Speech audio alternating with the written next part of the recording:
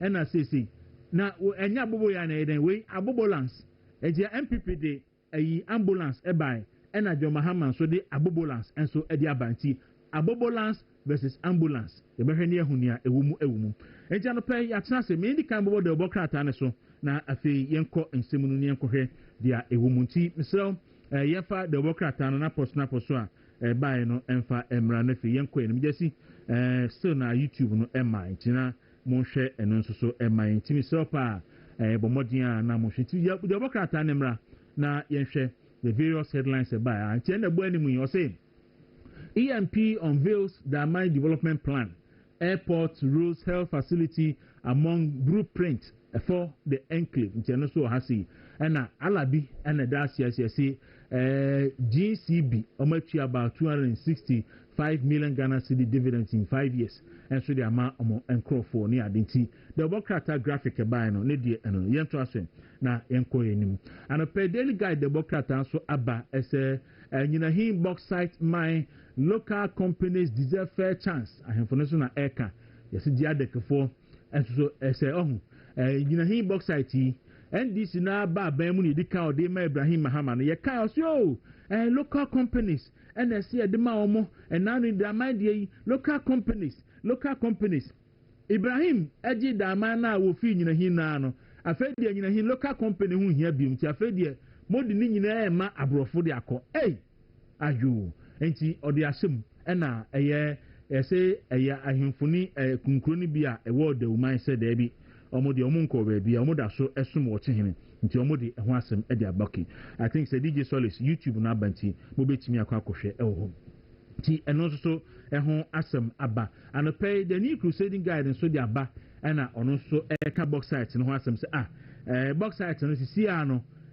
eno aba be ye ayi no awo ye say afre de local content no ho hia bium ti afre de ye ni nyina de ema abrofo the woman and in some hodo aka so the Bokrata the new crusading guide no animuti yenkwe na yento aso na fe yenfa emu enchiremu so no yenfa emra enti anopa new crusading guide there ono so de ebaye eni new crusading guide ni the chronicle the Bokrata say foreign investors to take over Nyinahin box site and so obisa or say stakeholders pushes back against alleged move nti na de ofi Ibrahim Mahama efi Nyinahin no afi ndi betimi de ama ahoho na omo akwakotu yo yache or say Mahama promotes 98 senior officers nti no so ha say say omo so a promotion etimi aba yena masinti yenkona yenkonkwohwe ensam so a etimi by the custodian the Bokrata say achim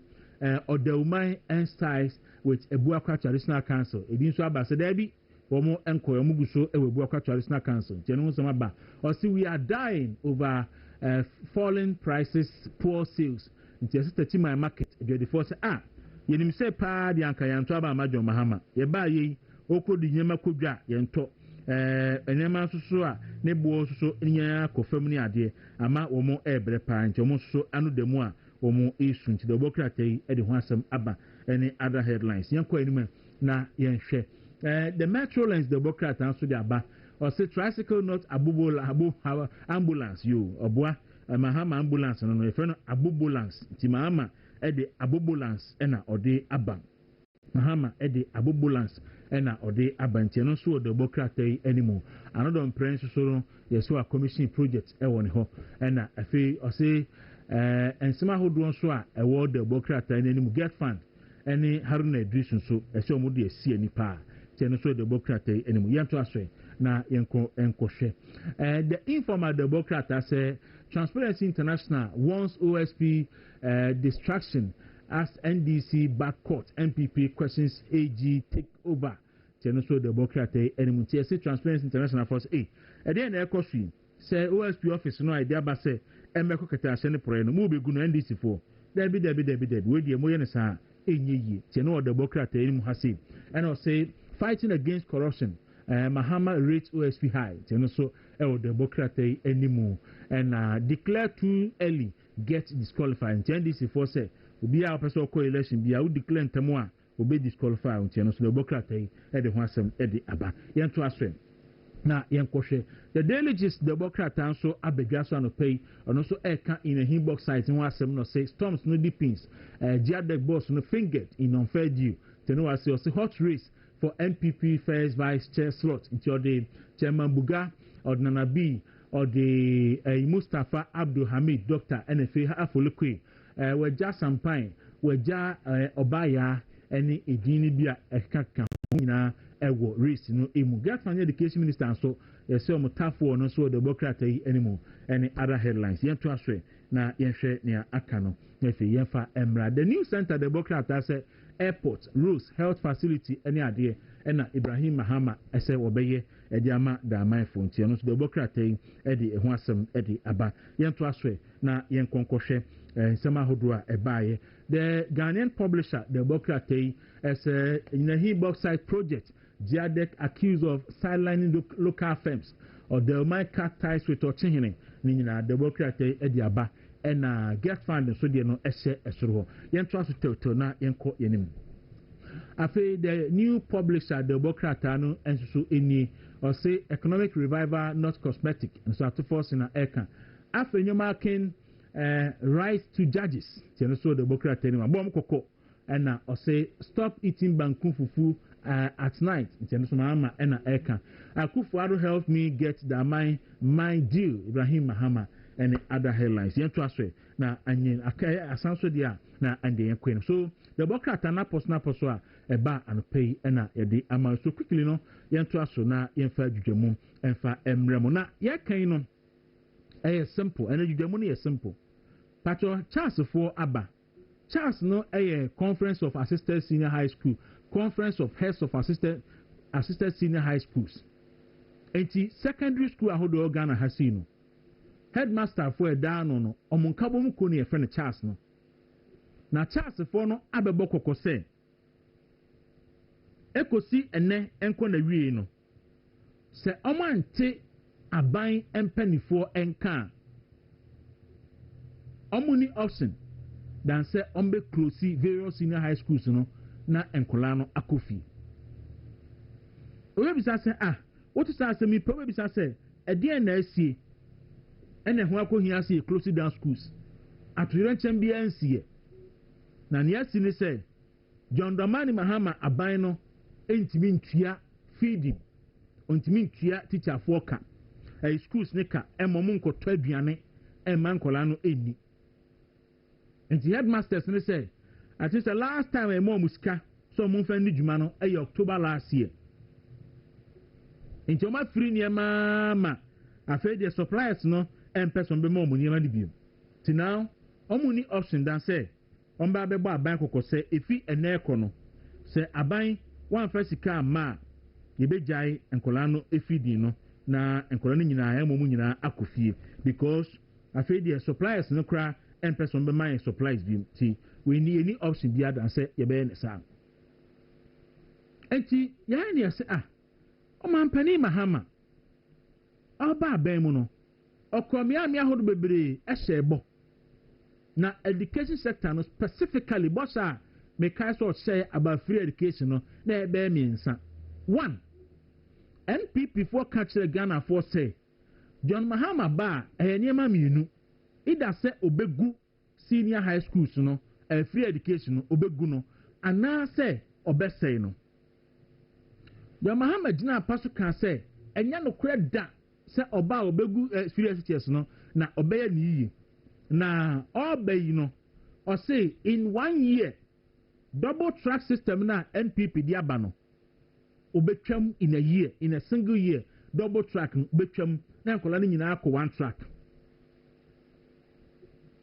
ne atosu mienu or say Akufo-Addo aban no edisika ema buffer stock eto enuane no na wa supply the schools no oba onye ne sabiu odisika no be ma headmasters na omako amasa adwam no maton kokko atomponche akonuanuane amenkola na di na market biya wo Ghana ha ba biya yeton banche yeton bode yeton aburu yeton senti nya ade ode bisika biya kuma buffer stock biya na odisika no be ma headmasters no nobody say adwuma no and then the second boss the third boss or this say we free senior high school education say oba na waba be improve no na why ne better abusua me back senior high school ni bi or first year make us say oma akwan December last year March 16 and Oko school obetena fie bosu miensa double track no John Mahama a year atwam ontimi nyin firi ho ene your first one 2 enkola no aduane enye because aduane ni schools ni nti ena make us say me pon adwuma no payi a me de aduane beko akoma me ba no because enkola na aduane mu aiden o maduane die mu enye schools ni bi ho no aduane kra bi ni ho ya nua mu fitaa ni oyo ni ade na omadi pictures ni bi ni videos about social media so me diri se wa hu videos ni bi wa hu pictures ni bi again enkola e course senior high school no be sinne yentimi mo school uniform first year for no yentimi mo school uniform yentimi mo books ekufu at time no my books or my school uniforms or my niema bebre and na make us say yentimi mankola ni books tablet ekufu at abani sha sese oche no abani entimi farmer wo mo entimi no e ka say me ba ni course school no teaching manuals na ye de ma mo no e wo net ne so anka esan ye de ekufu at time the tablet ne ma na obetimi asua wo so and register wo phone and downloading manuals no makwa ko print na akọ print for 10 courses to say 8 courses or more no e 4,600 Ghana cedis and na obetimi e dia print sa and reading materials no every so the question is I hope for the do sign the Ghana e betimi nya 4,600 e dia print teaching manuals no dia momma so what has happened is say teacher for be atna say ahwe manuals no e develop books and no more ton mankola no e use oko other schools are teacher for no na omo ama nkola na tua sika na omo de akopa uniform no e de amon because be sinne nkola na bia school first semester na wie second semester ma sha ase akofi aba aban entimi mo school uniform it sa bo na ira mahama e de share school no wantimi ani so ye catch Ghana for say me kai say ye beto aba no me be yi sa video no any pictures no wo ha ani ye catch Ghana for say if you come in Nkrumah Breso, Sabre na 3 northern regions, northern region, upper east, upper west, and ye free education.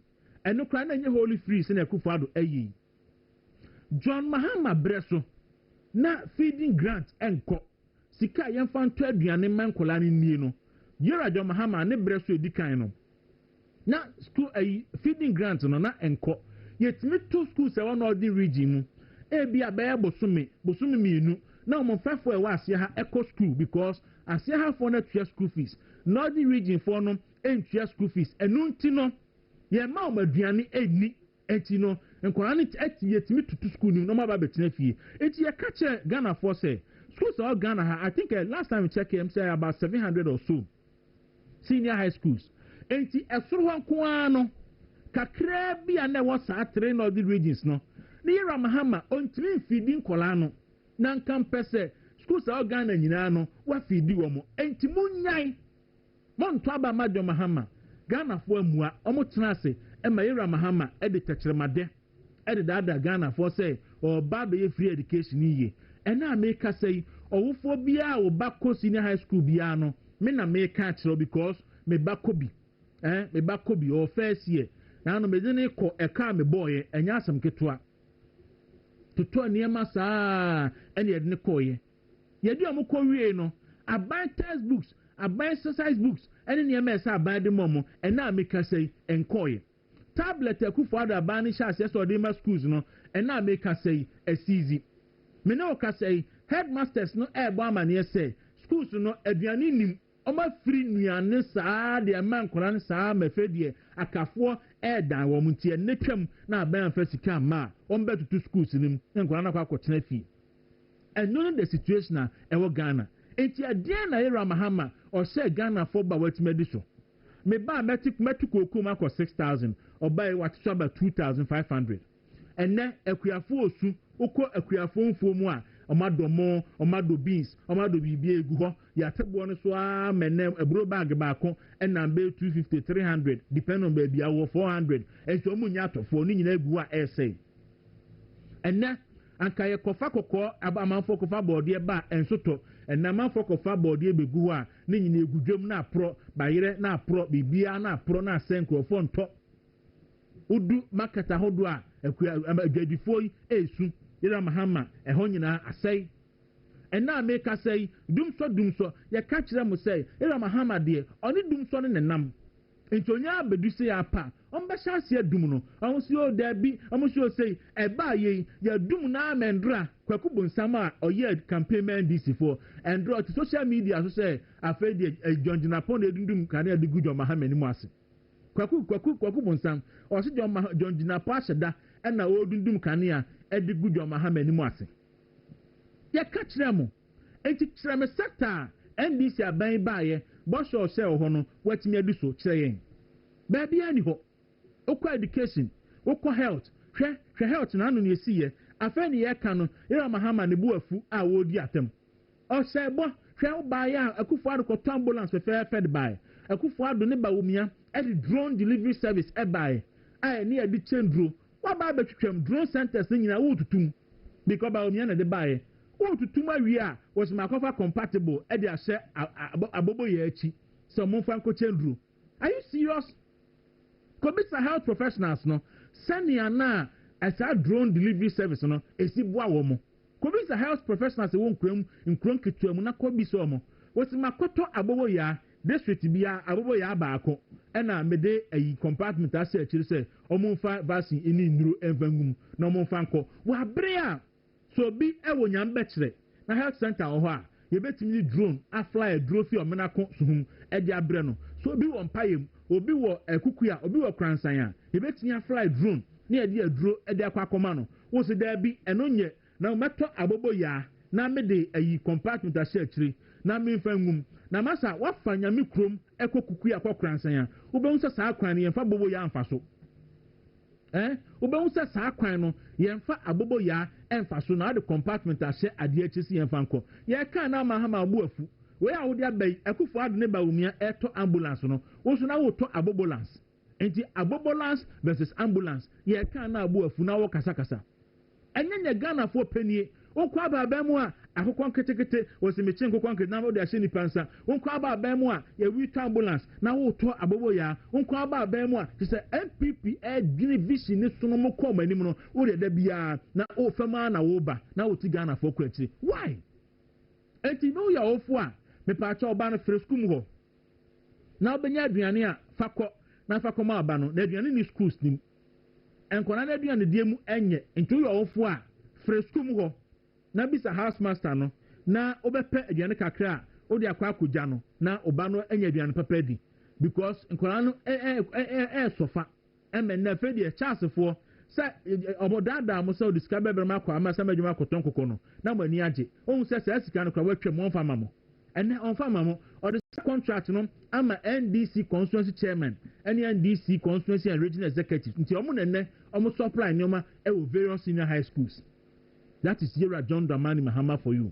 And now we are ena moko ekofa bae mo amujejirije da se bere momre na kwa amujesi ade na ntimia anso ntu de momra na ye hwe ne enye yi timpacho obi a oji Yera Mahama dia enye yie odi ye oji Yera John Mahama edia enye yie because eniema o se bochire Ghana fo nyina no efe chance fo afe na musu campaign amoye eti MPP any senior high school at church for because a bin mo hono mo a na omu wia eniema no ebi hono mo a na omu discan e wia eniema no binti na MPP fa sika ne ma ho na omu de kọ eyi no mani omu bu afu joma beda adam so be discan be brɛ mo na makọ amasama adwom makọ tonkokọ atomponche na makọ kwama nkola na du enen patro headmaster charge for akoko sika na ba aponche sika no aba na ana send sitie anope ya chance the pensim mu e dia ba ye live on Facebook ye live on YouTube patoko Facebook Movement TV on Facebook Movement TV on YouTube okwa no like no share na oso adia comment ho na fe ya hwe akenkan e de amonti abegyafo atchance anope me mom akwaba na yabo ewura nsim no mu na ye de mu nkomo e de abrel Dasebre. Dawuro. Na enema mu tsen. Awurade tumi nti enema mu ye. Na dia chia yaka ya pra fo mu ye. Enye kuri bi. Aha. Era masibebre. Bona mati. Na ho ye de. Nyame adom. Adi de. So we de. Wa na ba hakoyo. Nura mi abat me man ka ba bibia. No man ka bibia. Saturday na after. So ba ko so ye. Ah, wo mo. Okay. Na bia boko de. Oh, nyame adom. Ahode ho se enam ye. Ene eye movement in the morning man. Yeah. Man. Aha. Ghana Ghana se wonte ya. Ene die eye Kwaku birthday. Yeah. Se de be mu si kira wodomaye no. Emo man ha enwo so ne. Yeah. Edu sa de say na many agi because me two mama. Because entro 19th and a year 4 years am be adwuma ha. Okay. I started semi host show adano. Ahaya babia otie na na mete and ohene ba so etia found money show host ohene ba na sidu nti ahaya na metrae na meneno eye ya na fi o hand you ba ma me na o san ekotre kumase ti oni Peter any Frank won and na kwa me dinkra junior nti eni omo na betutu bibia ile foundation na ayi all right nti any ayi nyinanti endra exactly 4 years me take you over as host of movement in the morning and me da etiefo ase nidi kan me da che ma wuntumi ase say odi say adwuma yi ma me say menye na che ma wuntumi before se me ba ha no go no na minimu say politician o Ghana but na minini ni any personal relation bia enti odi adwuma no ema me no a me sha se me ye adwuma be 8 months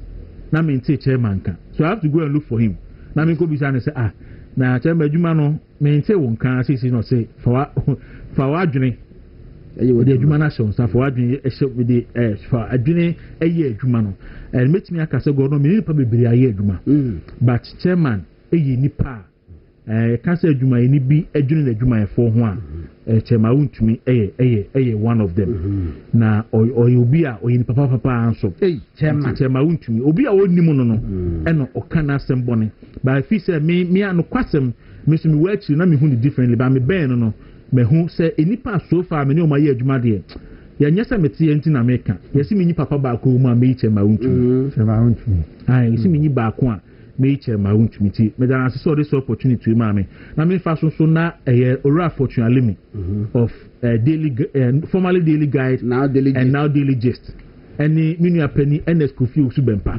abo papo na no so dey betu ni social media na comment ni e kama fo si pro ni video no mo fa nche osu bempa asachira mo fa nche no mi nua Frank Adiechu enso no michia no me do nyina ase ene mi team a me ne mo ye adwuma wo ha no pa bia God na sarabidi akon da sebre ejamana ene kwa mejesim no so me da masepa because mama adwuma no mama adwuma na anye din amame nti me da mase ena ora Chris Kwaku a ono so hwe adwuma yi so no so me da na ase ene obi a na godon ye do beko na oye wo pani wo adwuma mu a obemo anya asumdua ye adwuma dabi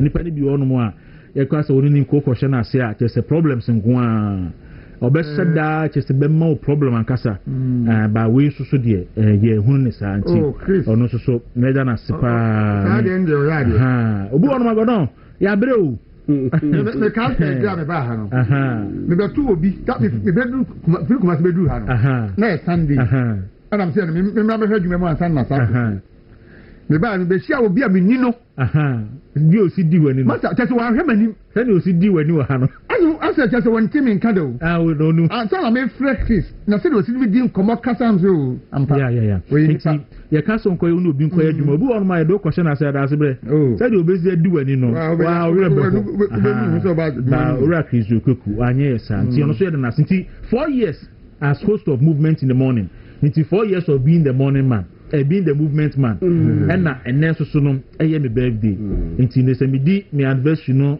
a day a na na abechi no ɛyɛ me birthday nti anopa yi ɛsɛ meda nyame ase sɛ wɔde afe baako aiden aka me fie ho na wɔte afe baako nso afiri wo fie mu aya wotimi so aka ne saa we plus one man na wo ka cheba wontumi ase nti meda nyame ase pa wɔdɔ ma minna atiefo nso ase ɛmo ɛhwɛ yɛn omu etie yɛn in fact mintimi mu bodin na me se me yɛ attempt se me bodin apa me yɛn fom so na wɔdɔ me ba ha no na me skeptical kakra who say yeah realist ni dey do be asa na yɛtie na me sure say a politically exposed station nti wo ba ha yi said yi sitie ni ade ba wɔdɔ me ba ha no atiefo a etie yɛn ne ɔmo mo hwɛ yɛn ɔdɔ a ɔmada na didi akyerɛ me ni me team wei no ɛne ɛwɔ adwuma ha nyinaa no ɛboro adwene ne nti aseɛ so nti ɛma me nu me ho da sɛ me join ne sɛ abusuan nti atiefo ne ahwɛfo nso ɛhwɛ yɛn hwɛ da ba omi awini yɛ kwan PP headquarters asɛ yɛn kra na yɛwini election ɛsɛ ne yɛwini election ya maye ɛnya party de me red carpet dabi but party supporters no ama red carpet say dano nti me re ho da say anami no me ho da say me take this challenge me papa free mu godon senior party for edi twi edi machi ko me kroma okugwa ekobo amam ko jam papa kwan ama ukromu himi kwa aye ne nwa na mami we ye de na otimi de ba akromu ha ohun Reverend Dr. Josai yes we say o se pa mi o itinipa o na onim no wo he nti no yɛda mo ase sɛ da bia mukure mu saa ɛma m'ani gye sɛ ɛmma hoɔden sɛ da bia mɛba nti yɔno on my birthday no enemy anniversary no mɛda atiefo ne ahwɛfo nyinaa ase ɛwɔ sɛ no mɛkura yi mu ne ɔdɔ a ɔmo akyerɛ ma me yes mɛbɔ din sɛ yɛ apa I'm being tempted sɛ mɛmbɔ din yɛbɛbɔ baako bi ne sɛ de bɛyɛ a ho nta sa bɛbɔ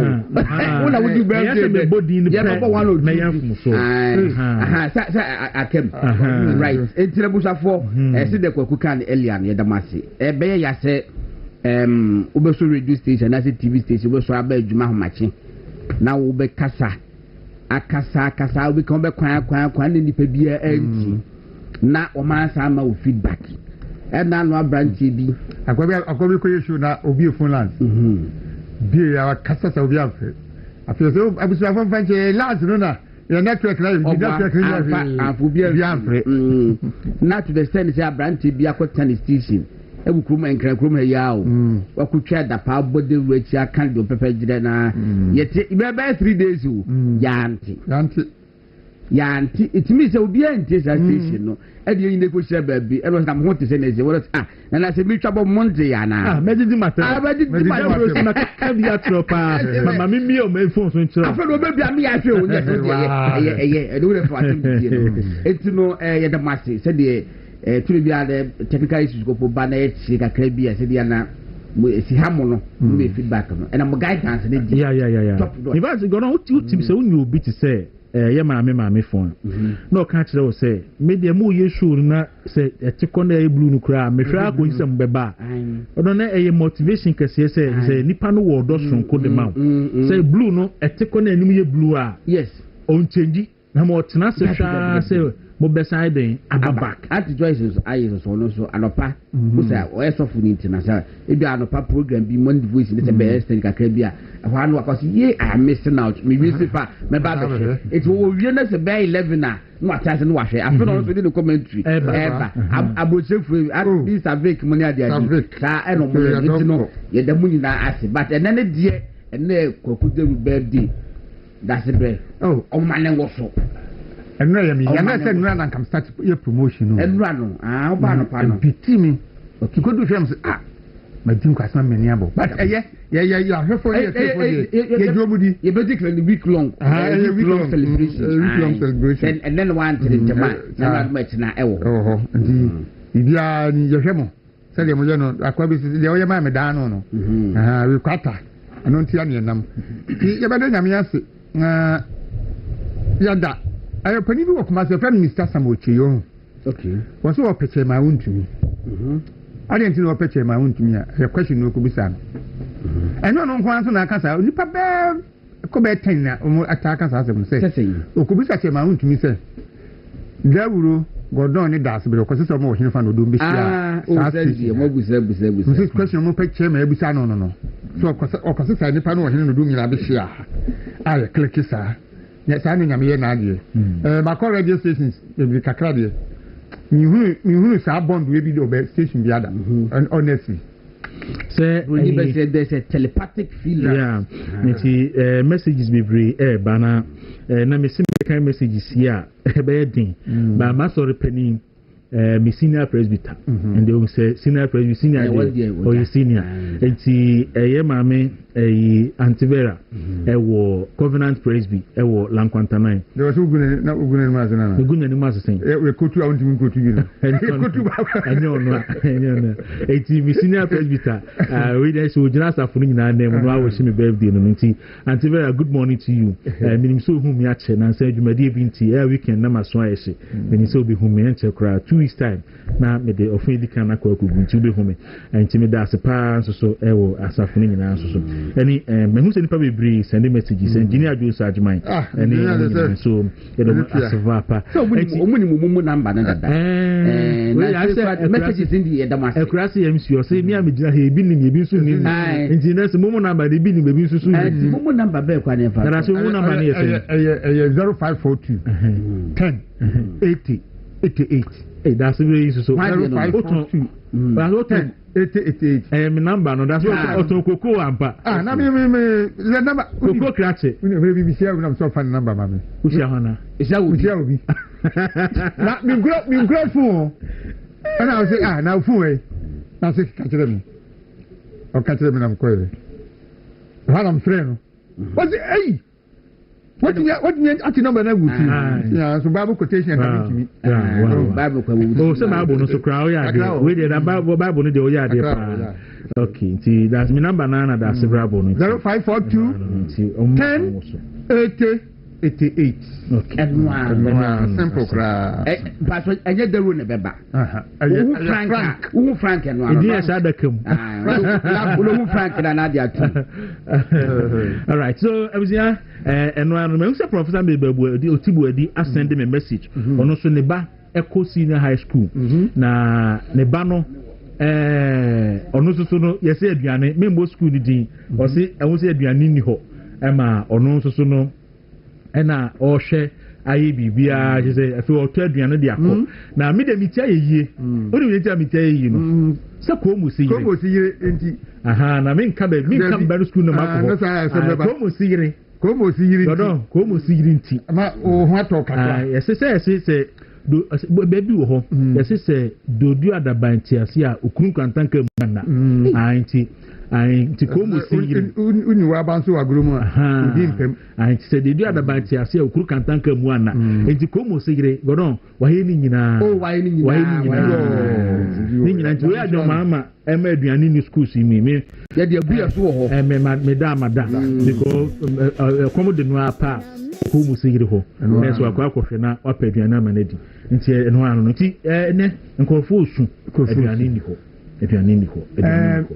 enne me de joma ma ho niema waye no sa abobolans na ode aba no na me person di ka kemi abobolans die eye me hikura ne se o sa begina ho yese munnimu amumusa munnimu amumusa ne nchechwe mu na we yanka se de be na mum ye de mo makonkurase ka we ye ni kwakurase we akurase kwa be ne betimi afaso ke be muni ake abpepe ni pe mu nyina na we kwa da so se district bi abaako we district bi abaako and this abaako to mama do da pa o si o ye da pa o da madasi be mi na memrem wọ́n pẹ̀ ẹ̀kọ́ yẹn bẹ́fẹ́ sọ akọ́yẹ́ edwuma okurasi a anka pick up ẹni ẹ̀tọ́ ma wọ́n mu pick up deɛ kwan ne yɛ deɛ nkura na obetumi di nipa na akɔ akɔyɛ edwuma na wɔn akɔ akɔfa awɛ yɛ ne nan anim baako ɛkyerɛ mmienu a emu ha tu a ɛdan kakra bi ɔnasɛ tua kakra bi a na emu ni ahwe fam no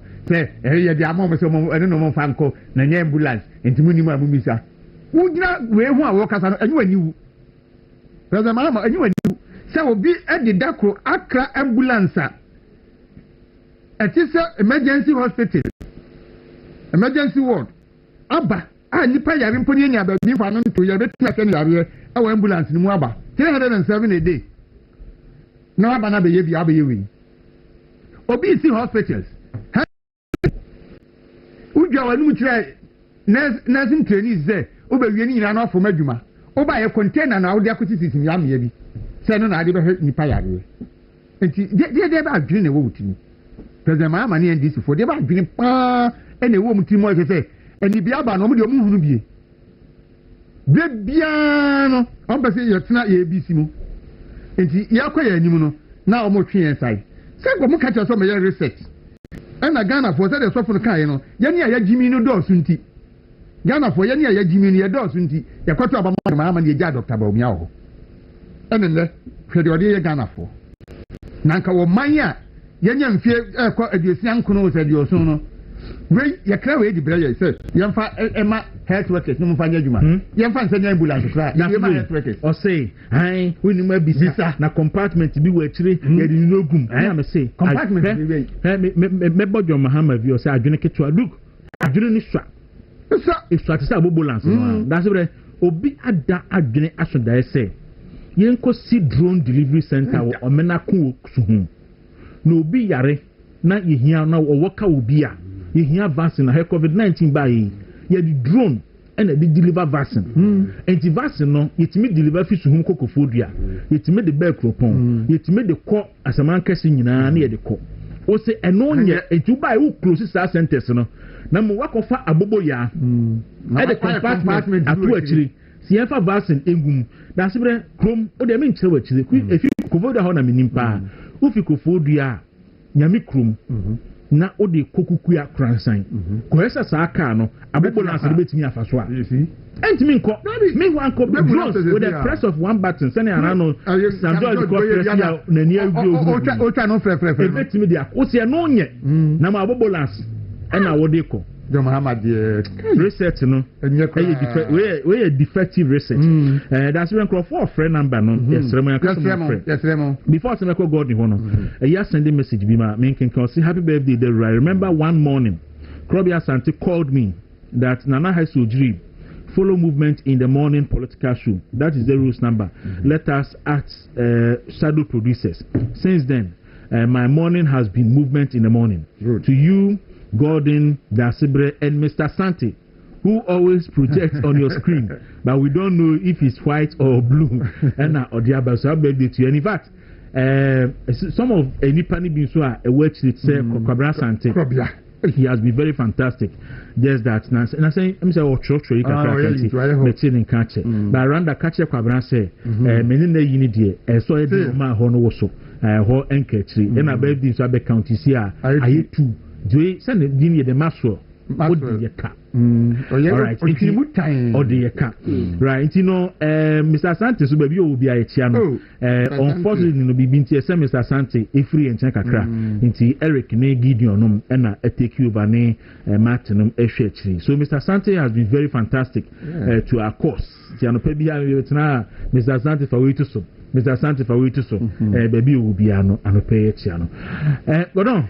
But your number no fry yet mean for no na mo friend but no fry yet mean for no one kasa nti de bibia ni a obitimi ayi go on mamiti on the John Mahama promise ewo free senior high school say na make say Charles F threatens so be close down schools ni nyina well Kwaku me did say ye TSA eni ye tiefo ni ahwefo de ye President Mahama eni.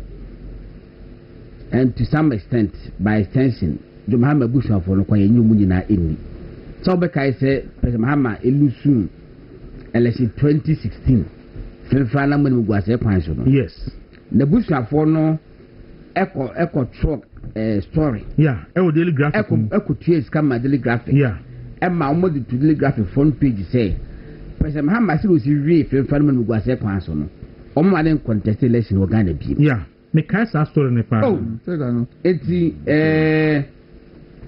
sana ekosi but Kwaku every year me ba 2020 no. President Mahama so contesting. Yes. Or contesting. House was hiring more than 500,000. I was hiring beam. One man time na few 2024 so almost had ne buy. And be win elections. So abusua we no ujomudi enyi adekota make us abusua ne say omoka say President Mahama will not contest again family almost a family because of the humiliating defeat. Yes, omo to say a family. Yes, and I take it abusua nyina abusua pani Edwin Sasha say made a daily graphic for. Yes, I'm on my publishing. Na picture na that front page no. Na je abusua pani Ibrahim Mahama picture. And that front page. And the only acted abusua pani. What you see? So one the whisker. Ono na wo di da man. Na wo di black. It omo tena ase no. Wo dey say about that man baba me education na say gidi kaka. Akuti me nyini ni. Amasa man na ntwiram na we. Emponchino. Emponchina na say o me kwa amasa man ma kwosesa na e wo hefa. Na me ka say President Mahama ebe. Ba fast talk Kwaku obegu no. Wagu no. Debi. So ba fast talk hu nya. How can So I just wonder Hanan one. Hanan. I was the one because so describe my woman and Katia Obenya bi. I will Obenya bi. Oh, member Sabi. Okay, so be close down free SHS secretariat. The who here, yes, not the American Education Service for a year. And by we're creating even district secretariat. Me want to be the regional secretariat are appointing the Pako. Yeah, they are on payroll now. On payroll, yeah. First, they be the whole. Now you're national and a regional payment. Yes. Now national and a regional. Yes. And then your mama buy I created districts. In fact, when you are creating electoral area, PSS coordinators. Yes. What I say, it is 100% Mahama and then and a chance for the complain. Media you be trust ma Eric must say a bit to me. I need the home come crabia. Efa abubu lance home. Say, with me, there was zip line drones. Na President Mahama buy wo guno. Na ukoto abubu ya. Ese omfanko. Na and try a one and try one kwa le kokwe esan bebu fo no. Said the weekend. I feel they said and look up abubu ya ba ku bia district na one district one abubu lance. President Mahama ebe John say Felix Felix disappointed President Mahama. Went man teaching. It no aba. Say social media criticisms no. Ahanu a kicking. And I feel no big bonti. Now would say now who they share that arrogant post na one arrogant post na a one when to me. Eh? Say Eric, me the amount say to me my farm mountain but me you are making kind but me start kind. Kwaku, may much more detail be on zip line. Was it as of late 2025? Zip line's drone network in Ghana had delivered over 8.4 million medical products. 8.4 million medical products through drones, including blood, vaccines, and essential medicines. Operating from 6 distribution centers, the service covers over 400 healthcare facilities, saving an estimated 9,000 plus lives by providing rapid access to blood and medications in remote areas. Now, data was saying total deliveries. Okay, but that's total deliveries 8.4 million items delivered.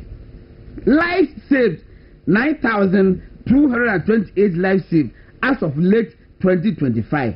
Vaccines delivered nearly 8 million doses of routine vaccines and 430,174 COVID-19 vaccine doses. Blood products 12,000 units of blood. And now was the impact on maternal care. A 57.4% reduction in maternal mortality was reported in areas served by the drone network. And I am to ask lives. Life saved. Said Macano. Macano I can't blood product. Macano Sana efficiency gains. Reduced stockout by 60% and slash vaccine stockout duration by 60%. Coverage 6 distribution centers cover 13 of Ghana's 16 regions. Operational range. Each center provides 24-hour service to facilities within a 100-kilometer radius. Me that's it. Baby, we are every year. But so we tell you fish. But as America Vice President Krabai, Ghana for Basso.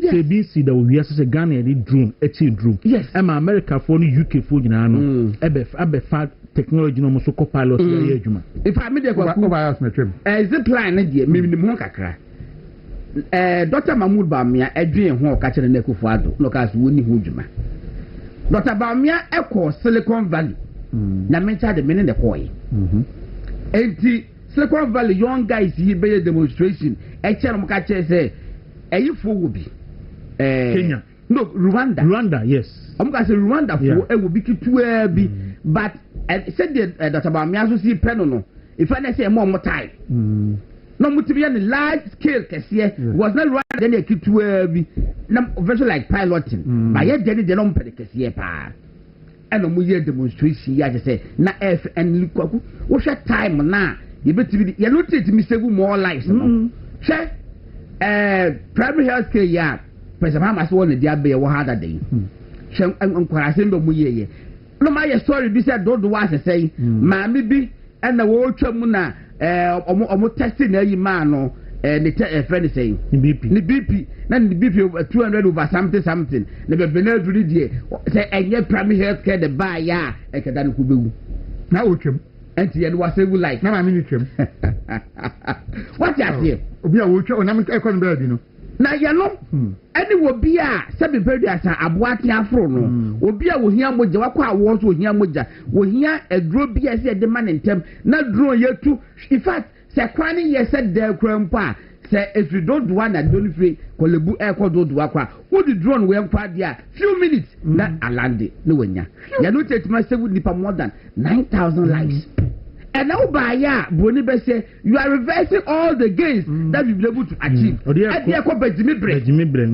adai na adai se sen e ko bejimi bre what be that na enra chi uja obusa say wo ti asira busa wo ya busa wan se wo sika say Ghana for any ma you are not the buafu arrogant for bisa question look go on sir NDC for na complain you so John Mahama they be say John Mahama go manimu ase na Akufo Addo the ambulances 307 e be go Independence Square one day ema oche o baya o the ambulance na be go yes Akufo Addo the excavator or the a constituency bia ema o man excavator o man tipper track o man water tank and drip machine o man ayi pure loader any nyina one day and o de ma yes and a tipper track no tipper okay o wie ya o de oba ya was makoto abobo ya compartment we chiri say mo fanko ma me fa we nchire o hwe first Jomama first time no me the screenshot of stories I publish here at the actual. Sabre na free education no near 3 northern regions na be 5 ne pe.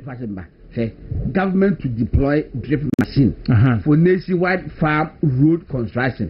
Agric minister. Ayo. Your mama agric minister. Some can say you know so much me use ni no road no vote ebe kofem and ebe hardwin my ancient screenshot no of NDC 1 under John Mahama abre na free education any 3 northern regions ne pe no na eye upper east upper west any northern region and abe northeast northern region and savannah eno kura no godon na John Mahama ontimi that want to be ultimately na grant for a chance for to meet to 2 schools in the beam abria ye be school ase hanhwe eni we 21st July 2016 or say chance hint of SHS shutdown for the next academic year over unpaid subsidies and we a chance no ye northern schools no sabre no na Radio Mahama because na free education no eni Ghana nyina so yen to aso ne hwe other ones no na infa emantie when so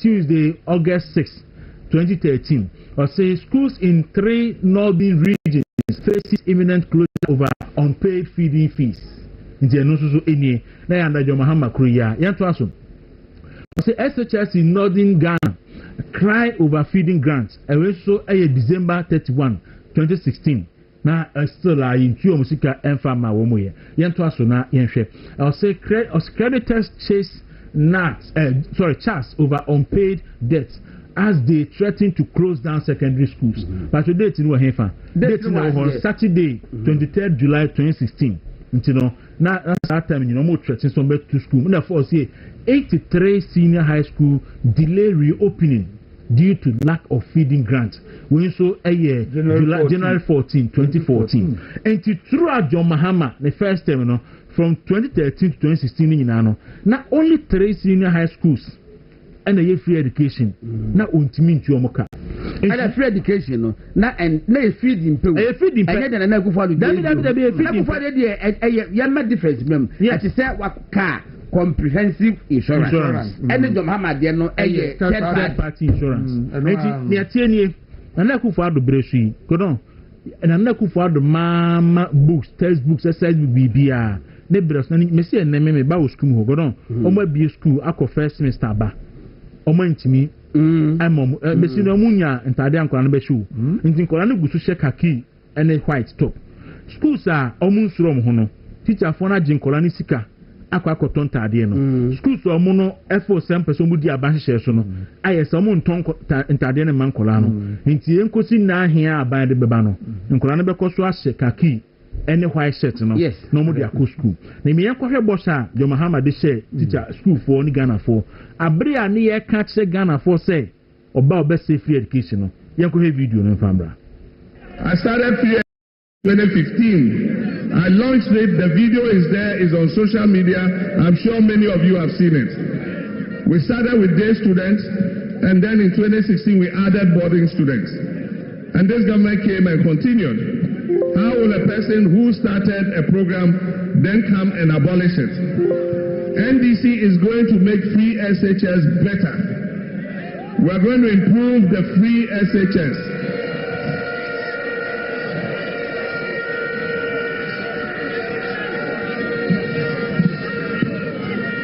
We were building schools.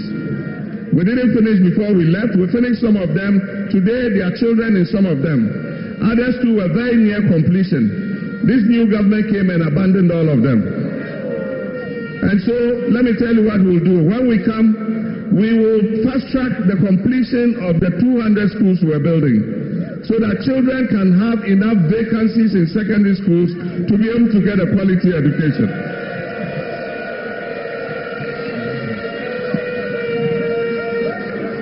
And I've made a promise to the people of Ghana, and I'm repeating it here in Navrongo, that if I become president, or should I say when I become president, I promise the people of Ghana that within 1 year, I will abolish the double track system. It's a medium, say, Sheba, says you can hear from my buffer stock. You bet you can have my schools, no man can say, Uko Krubia, a Jomo. Yeton Baire wo yeton gari wo yeton emo wo yeton enam wo yeton brodo wo enti this can be my schools na kasa na omakoto sa nyoma no na omo de ama abeye aduane ama nkoda no ejom wo yeton Baire wo yeton gari wo. All right, I'm say so go on ni asebre mati Rojo Mahama or say oba within 1 year double track no will be over. Oba abolish fio. Memeba no o ma kwan December.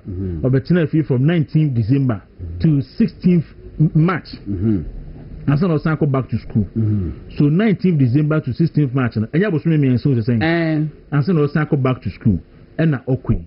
Oni mi say oba hofo no. Omo sha say this kind of headmasters no so mo nkoto ni ma. Yeah. Echire no and I had na beka say ai headmasters no unim no oboa on person somebody contract na NDC for so now omo the sa contract na ma NDC constituency chairman any NDC constituency executive to omo na supply enuane edema yime educo school ho to Mahama timi bie na no kan say aduane ana na akufuado edema nkwara ni di no ne krama mpo enni sa aduane ya okay enne hwe de o ye nkwara na osofo na machi na tum no die na me be hira no pa na Reverend Jima so kan say Ghana for jimi ya jimi ntia enye jimi pa na Ghana for jimi a na nipa mienu ya na o mugina ho say yentu ba yentu o so ba ma ba ko me president ya yetimi akọ ya saabia ye die na me na die mba ne be twe enipa no say eninu a anya ni enino President Mahama ni eninu dia ni enino ana so ebi obebi ba nipa ye ni mfie na ne fa lem kan fie nwatwimpo o Jubilee House ho ana ayi kase so kodi kase mfie mi ensa ne fa e no bedi mfie na ne fa so Jubilee House di obetimi aye bi ebe hunu bribe jiji ye nyina nie ni amajaro mo ne ho nsem nyina wo ye vice president ye hunu de no ye onkoto play mra de o ye hunu ye obetimi akonya so abrababo ne obebo ye as president ye hunu ye ka Airbus asem kofa nsem ba ya na onu nko Africa ha na indira ye ma na ya ta akosan lai se ya koto aba madwoma ha ma so me president bio na ha ya jimi no ya do so sire nyansafo no eni tibia ye timi me free SHS na do don ko introduce 2017 me ye beneficiary me ba Adventist guest I want tonso then me dinu etina ka mu ye kodru ye na ye yi niema ye dinu call the house na house misters no begina ho no ohwe niema kakra se odi ko no afei ntade ni ayiwe ni adi nyina ya sum ni nyina ni adi ama no mentua kapre entua sempoa na ye di niema ni nyina ye ma no Saturday wear mo ne bakwa sorry Friday wear school atade that was nanado free of such as in a godon concept nanado dey a comprehensive insurance and a Mahama dey third party insurance na all case I say free of such as your shares here na your shares here no ye dey 2016 ye dey borders can what the borders can hold enifa e wa sama do na say Ghana ya ye nyina etim aye ti Ghana ye hunu say we borders na wo free ayi dey for no kra no put me to aka one pile kan en wa ma na for me betua ye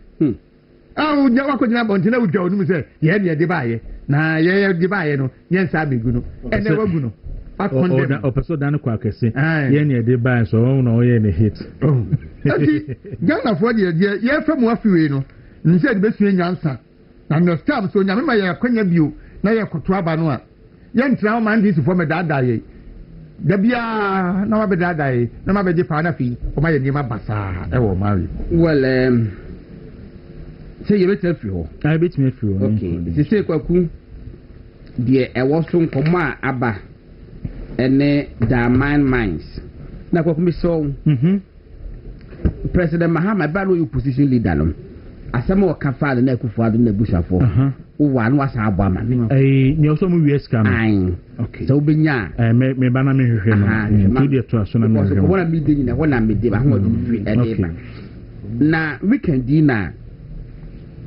Dama Mines Ibrahim Mahama company friend EMP omo eteki over fully operations ni na insama Ibrahim kaye no baba yem se ese ususu kasa safufu no wanya di fodi na me tape no wanya di fodi me tape no mebo obo tape me bon tape na ye ma analyze tape na ye some key points there for the case na and menya yi ye EOB no into wo de opa wo de economy fa menye tape no ho adwuma but na do modie no me no nyina ho wanya di fodi be den why baba ma wo communication people omo nkasa mam because and reaching sema me tie ye ne die na enudwana kwa sa doso to the extent say before say muye competitors so called competitive bidding na mo so mo koye kwa mo boa mo fa sa mo koya and na wona wini ye ka say a whole own Ghanaian mining company and na ma bidding omo akwa nso na mo e be 5 asese me fa ne say mo nyina mo go through process no and ya hwe obia and wa wini a e say we modest but so big dina simpie so waka say Ghana nyina Dama Mines na honorable na ebo no na den enti wo company pe na wo my Ghana mu a ebetima ye holu badwuma scientific evidence na wo hemfa enya no krezo so wo ye saa na wo ma no compete ye no esope o je say ese wo mu wo ma bonfia Oye was say about airport. Amadama mines. I'm really. Me pacho Obuasi. Damai Honokru, a cruise. Damai Bruno. A commercial airport abayana. Airstrip and our baby. So I would not have for. And no yamom. That one oh, you know they are from gold. One yaman. What I say? When your baby are funny. I don't know why say airstrip all of them. That better artist play the free Accra airport at the commercial if Kwaku see. Sir, Grofo Ko was in Tomako for play. It's a work for your own convenience. What I say because there no airport was an Jaffa. It's data aviation. What do you have for data aviation? It's a whoop airport to a fast track say over fat gold no. Edia free da mine na da bank kan tentem na makwa dem wo akwaye no na wo do na hofo efra amane ba wo sale mo me akọ me mines na me nkohwe mo nkohwe se hositie to ebi ko pa ma ba ba golf course bi anai ba bi hol ma mutimi gimani mo mese me enko ye no na abenti enye da mine fo e na ba ya ma wo mo enye da mine fo e na ba ya ma wo mo of course sa wo so ba ye kwan a ni na Kwaku ayo machinery ya na bede ebe faso but e de ya kwan de enye won kwan na be yusu that one e de bomodi eneye wo ya mines no so aba Kwaku de ye wo mu a so bokan o kan de say wo da sira kese e ma former president na Aludan Kwaku Fuado na Kufuado e ne man de kwan say wonne da manfo enkodi nkombo na onye mines no baba the person will say sa se lu twantro eya do krese that time no wo approach gold fields for say bo person motor da mine and na Ghana mra na kire say mining act na kire say answer na bibi sa beba no ade se mo krata de koma Ministry of Lands and Natural Resources e mo no mammo letter of no objection say mun kodi nkombo muti ko ni wie ne se sia na yet mai bibi aka kama na condition who say within 1 year the kata na mawo na 1 year so na muntimi negotiate ya adena expire letter no 1 year letter no expire last year March at that time no na mo negotiations no I break it down in fact go first for na nkasa cho krata akoma President Mahama ebe president he said omo pese omo 30 years no eso a ya eso last April no a yensa mo anya adwuma e o mines no omo sa e operating mines no be ba letter no omo ko na Kufuado ho President Mahama ka che omo se one pene mo munya biem because what the Magana ni ya na ye wuni nua wo Ibrahim Mahama company fen EMP etina Kufuado abasobo ni aseda wo de man we say wo asifu say wo de man company one de man no enya no kore men fact that the politics of equalization the politics of convenience and for can say when this ni na de mines na man no it ma me can say Kufuado na bo ama me nya na me dey equal say by see na Kufuado office and na mu tie me a honorable Fati we should come out with a statement to clarify this issue Nana Kufuado office, I am urging you, Honorable Fati, any Nitekunum, please come out with a statement. Now, clarify this issue. Again, I am calling on Honorable Abu Jinapo, our minister, the then Minister for Lands and Natural Resources. Sir Abu Jinapo must also come out with a statement to clarify the issue. Go on. So that Ghana for Jumbedding, Ebe Obo fine, and Brand say, wo pa fakrata eko. And to your Ghana ni. Na obia na mampani say okay wo so person ko negotiation dia ya ma ko na ko negotiation and no kire say Kufuado the mines na den e dia ma and sanya sa na kire enti no oya propaganda person o kire say I must mean na dia ma me and dia ma me na Kufuado as to paint the picture say Kufuado na de ma me. That's all he wanted to do. Obufiso maniate mani intense in Ghana for nyina. Enti dia wono wo ye no but ye na pese che we afa wada e ntro wo boa on kan kre akofisem na wudi wo pese wo de dada Ghana for ka say oh na say ye wunua no eti Kwaku do wo ye yi wa otimo wo se wa admit say minua na wo de ade ne ma no e amfa kwan pa ye no ti na yes all road ya sere na Kufuado no but na Kufuado aseda Ghana for the better nation, and you will have better nation.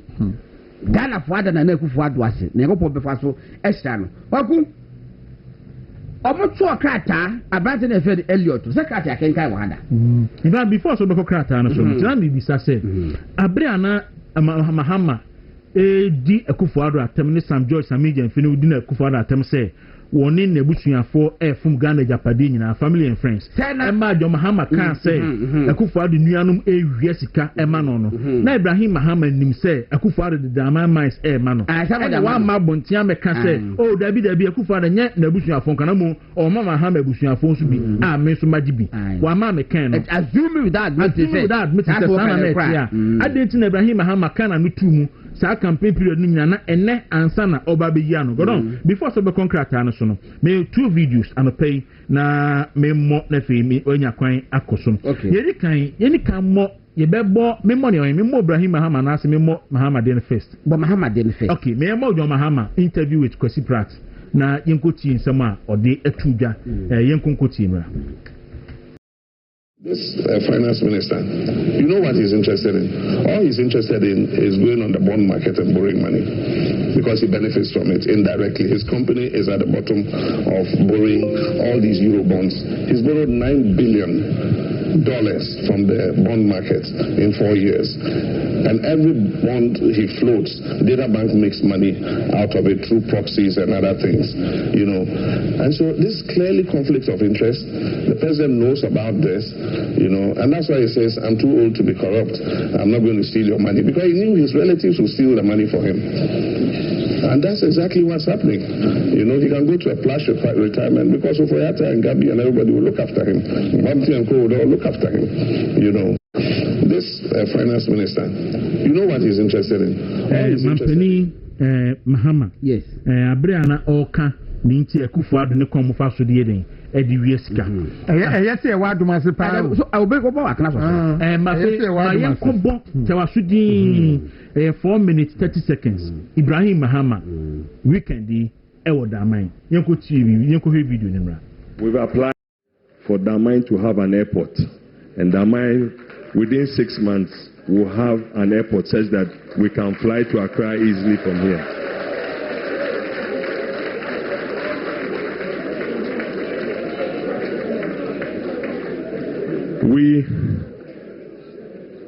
You should have said all that I'm saying. I won't pay you this month. In the next 2 years, we'll be able to drive from here to Cape Coast on a concrete road or an asphalt road. I beg you, this is not political talk, this is real talk.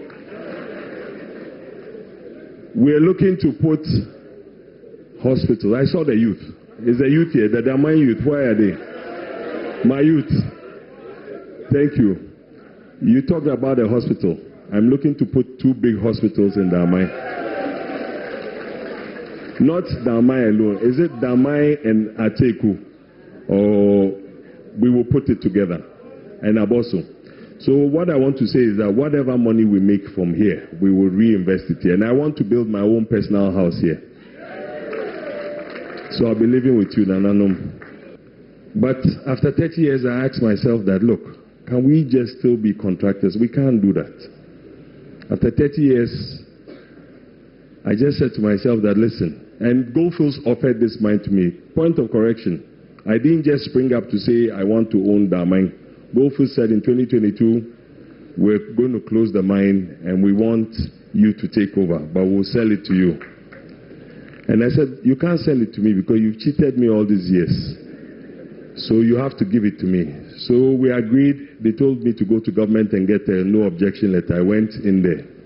And I must thank our former president, Nanado. He gave me a document to sit with Goldfields and negotiate and keep the mine going. When I did that, unfortunately for me, or for EMP, I got called by the CEO of Goldfields and said, look, we have a challenge here working here. How are you going to do it? I said, oh, leave that to me. He says, no, he wants to know because they want to hold our hands. So, me being too known, I went and opened my mouth and showed him how he would do it.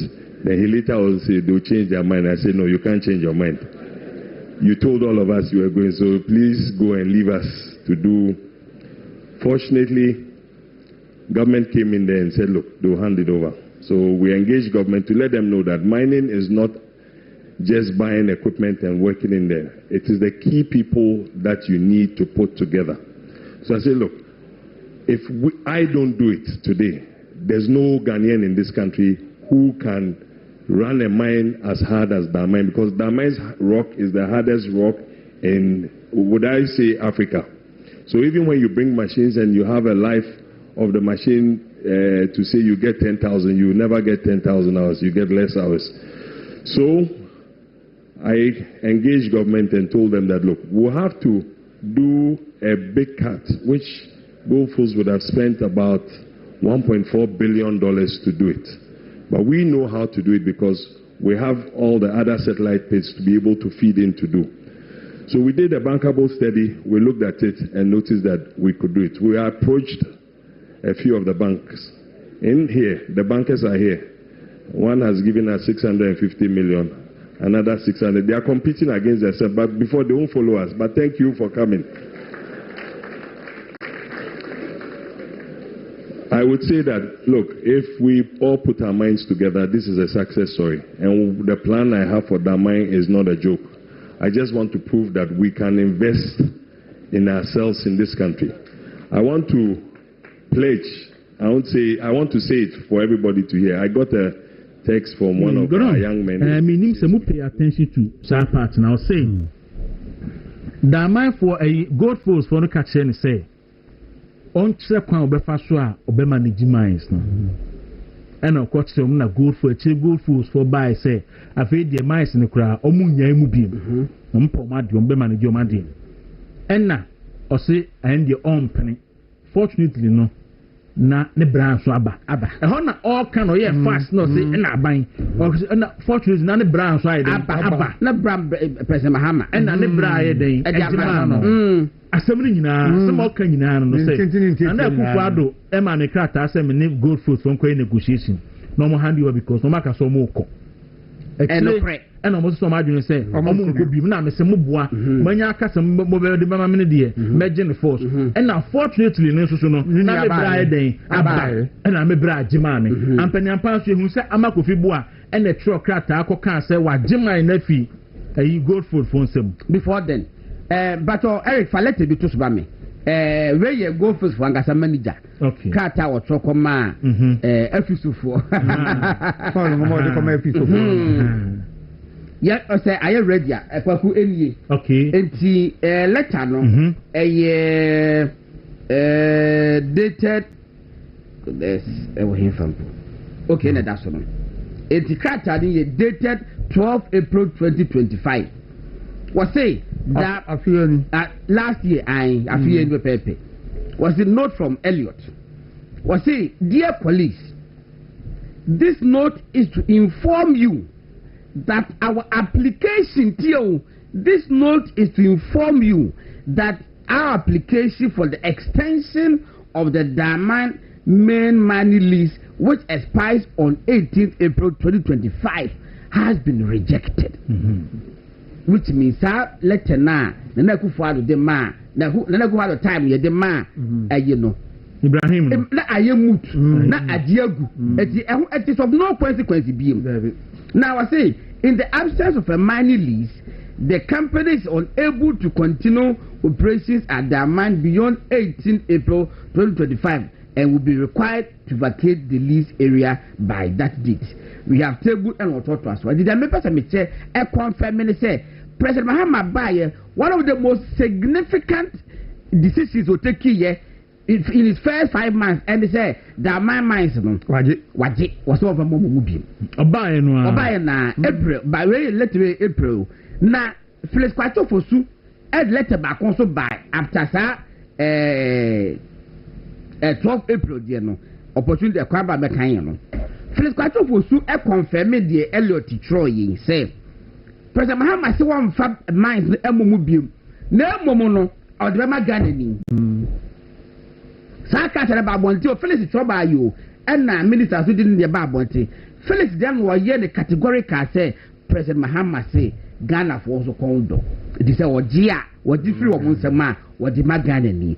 And what did you know say? What the Magana ni? Yeah, you were running me. And based on earlier video now, your boy, yes, President Mahama, Kase bond markets, you call there for Jessica na data bank, and by extension, and by extension, na Kenofrata and Yabi. No, we be the man.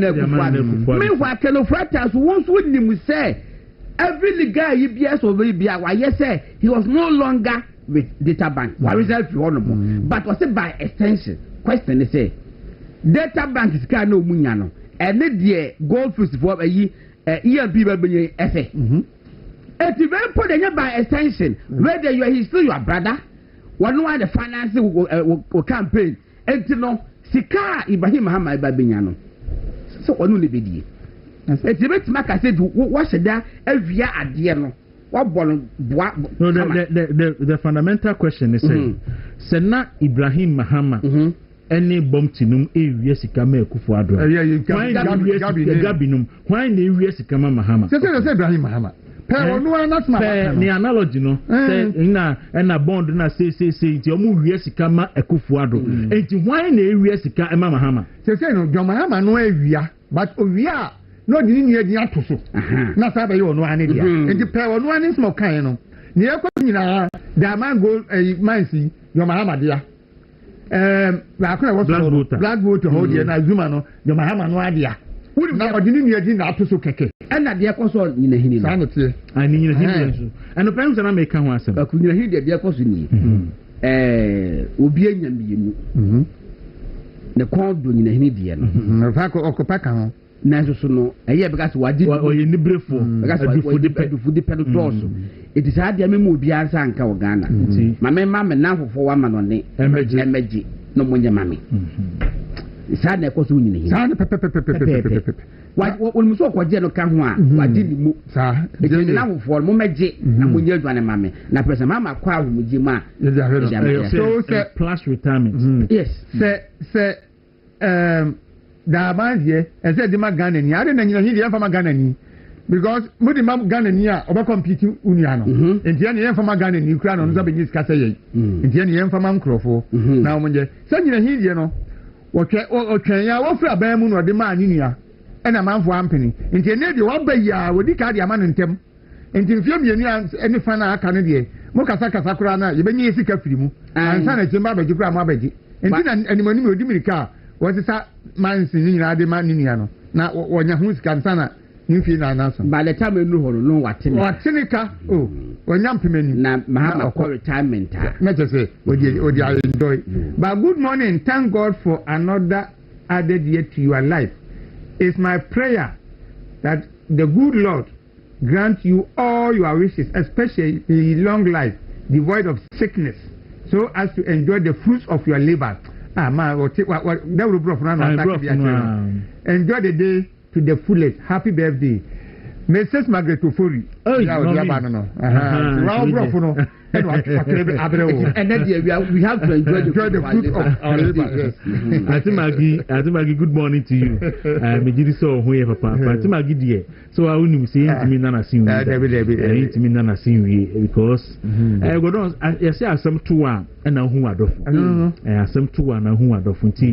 And then mo fanche me na me yasa me bubodi me share listen na me bona me je obi apɛ me ho bɛkyerɛ me anti akweli is my happy birthday me gene so pa anti akweli na wo na yi na koma no o de me akoma no na anti ra me dana se pa eti godo me de obi ase in fact odo a yetie yin enkofo ɛkyerɛ ma yen no obi tsanti magia da se be boni din me papa free mu osesa niema eguka mu kotena minche we kugwa beye nanan efi on be do ho Friday and family wa etna ho afi ho Monday imunua na efi na in fact ye wie na adwo ada no mo ba no na enema na dey articulator dey say kwosesa enema no sa mo di da mo dey be fi yi enema no fe mi ju me hwe enema mi say di asem do dey say man ti na enema di anti magi asu enema ni ye yi enema ti magi kotena minche ma mu nim no maame magetufo akosua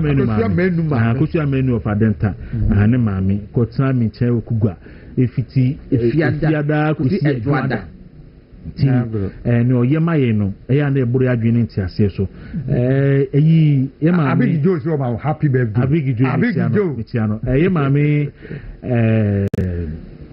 Doris Obubi Doris Obubi and in the crew Dr. Bubi and you production free no I said let me I'm afraid Dr. Bubi and then you got busy birthday Gabo Chidako yes me Gabi birthday yeah Gabo Chidako nti ono so echiano engineer Jonas Ajima the Gambia man nti eni sena me kan said adia na medical yi you about Victoria Donko 0542 10 80 88 almost 0542 10 80 88 we dey eyin kwa na faso mumbo ya fa bibia mamu fresh every na copy mu kwa da ye number no he apart from mumbo yeah I always yes sister we friend Aquili Sandra Aquili Johnson na owo Manchester onu sei no onu sei sister so afrimu nti ene mi wi o ma maintain nka na isu hu hye agodo say me so meet me di aboa no because me papa to ase emoa sister we di boa me no bo adwene nti ase so mi nim ni da awon wo mu ye bibi bae no ono ye nsu 1000 ye bae no ene ni man ti nsia ni da mi nim ni da but na mi sister na sister so afrimu nti o ma mi wi a maintain nka mi nua pani and the kankam and the security expert security cap and the kankam oh fantastic and the kankam na Peter Peter Nkuma and Awudu Mahama yes and Okechukwu innocent our Nigerian friend in fact mamina ayimedu ase who's ayimedu say say God dey make catch me say papa yi no enipa mi nu bi wo hana me expect you na ayimedu ye baako ba ayimedu e banti me do mase and me di God nipa ekwa ahoyehie mu ehona na nipa gina wachi a enije de so we say success have many friends me wa nti mekoso adu bibia sahwefo na etifo a etie eni mo hwe yen ne omo bi sai ase nyina yedomu nyina ase nti godon eneye se nti na ewi a godon se na ewi e be den ana ewi a na ya wo di ewi a se almost ati e be kan yi na edi hu komo yanya birthday se wa no so mam ayi Kwaku e friend saying we were John Buadu MPP and then Kwaku de we papa da form no when you be ani any da so beba as so no e da no tibe bai betra min chen friend betra min chen yes me kan mi we f me papa o Honorable Dambuchi. Oh, so no de Honorable Dambuchi die ti ono de eja me oluma ba ko pe before the pressure to the so aso me contest na snatch o man say okoye praise before adwuma no okoye praise before adwuma ade chi wa hwei sami ye ni o do be na say o mo bia de bebo party na obeye na mo say obe hold active position there and they were their query see praise before and oko or cosum praise with the Asum Ghana. No. Internal Dambuchi, good morning to you. Robert Maff of Woodbridge, Virginia, Metin catch. That's what baby Nibia. Yes, Fakisi to say. I wish you happy birthday. Fantastic of Fantastic of Hey! Nana be say me happy birthday. Nana be in-house and be. Okay. Ofakisi do so. Ofakisi do say. Party pa. Also ofakisi do so ni mama mrepa. Ti papa onim sem papa ye ohene no to for me den a be kwa kosie yi.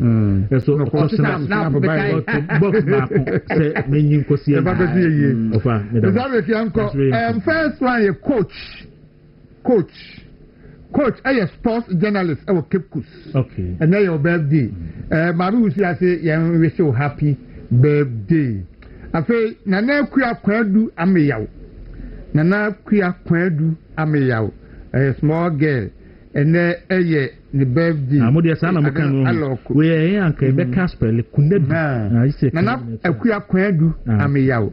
If you papa Mr. Kwabena Obenfrimpon or a PRO Efija Kwabere South Educational Directorate wasi yemfa fidie so na yema happy birthday.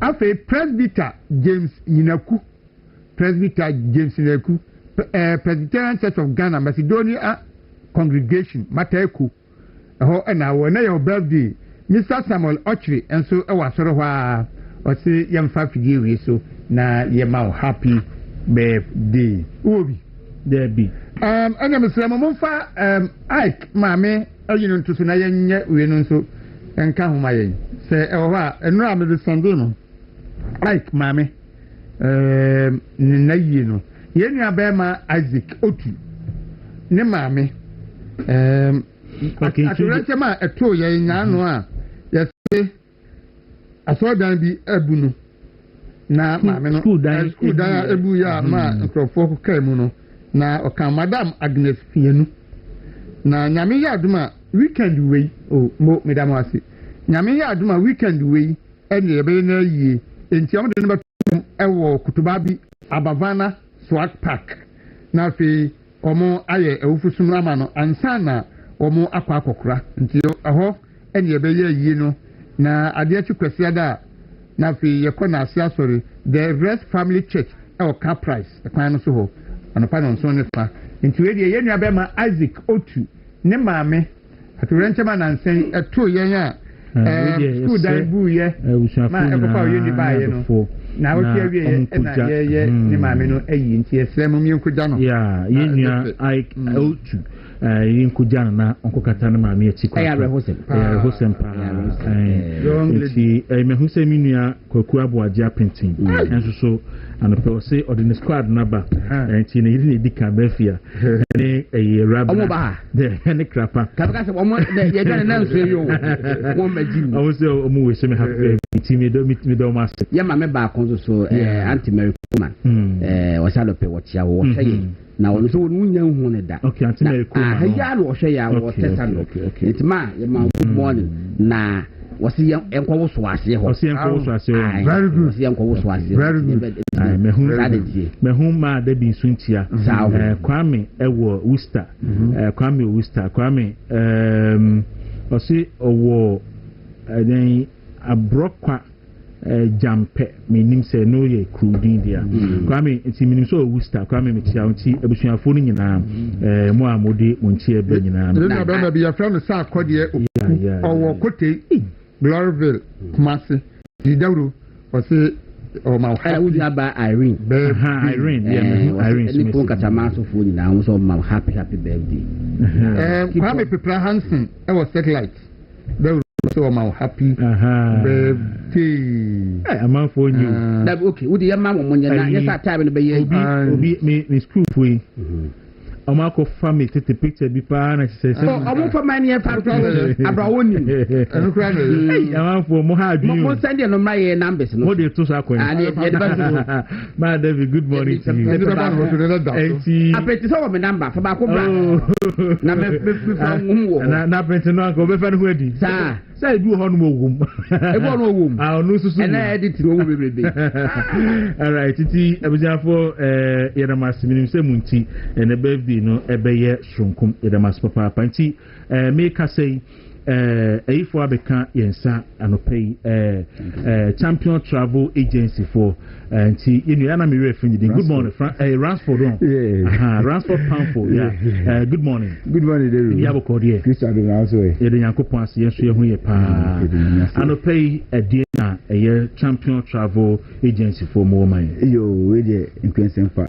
de won check sen koma movement de untumi etiefo na hwefo nyina de to so bi happy birthday na me nyoke fie no tre wusi amen mama so nya den amen e ga de shira o amen man bura jeni ti ase so yo de me ka say Champion Travel Agency esia eye AKO Champion Travel Agency AKO Champion Travel Agency okay ya say on sawam overhead ho na yewo ho de di adwuma see obi bia person tu kwan ko bobra e wa manone e be hwe fie no bra na fa ontuma be boy dia no champion ya e be say person no tu kwan e ko bobra ya we campaign se person tu kwan so e ko fa oyere na se e ko ka oyere ho amanone o person be fa ko na se ku be ka ho ho a na se person be fa o ma de o mo kwa bra champion ya se ne fa o nko ye hihye ne boko da fam champion kasa na ye work campaign da fam boko o ba no betra sa konhye enya han bia ne yaji kakra bi na ne akonhye na se akoyi na de otupan na akoye den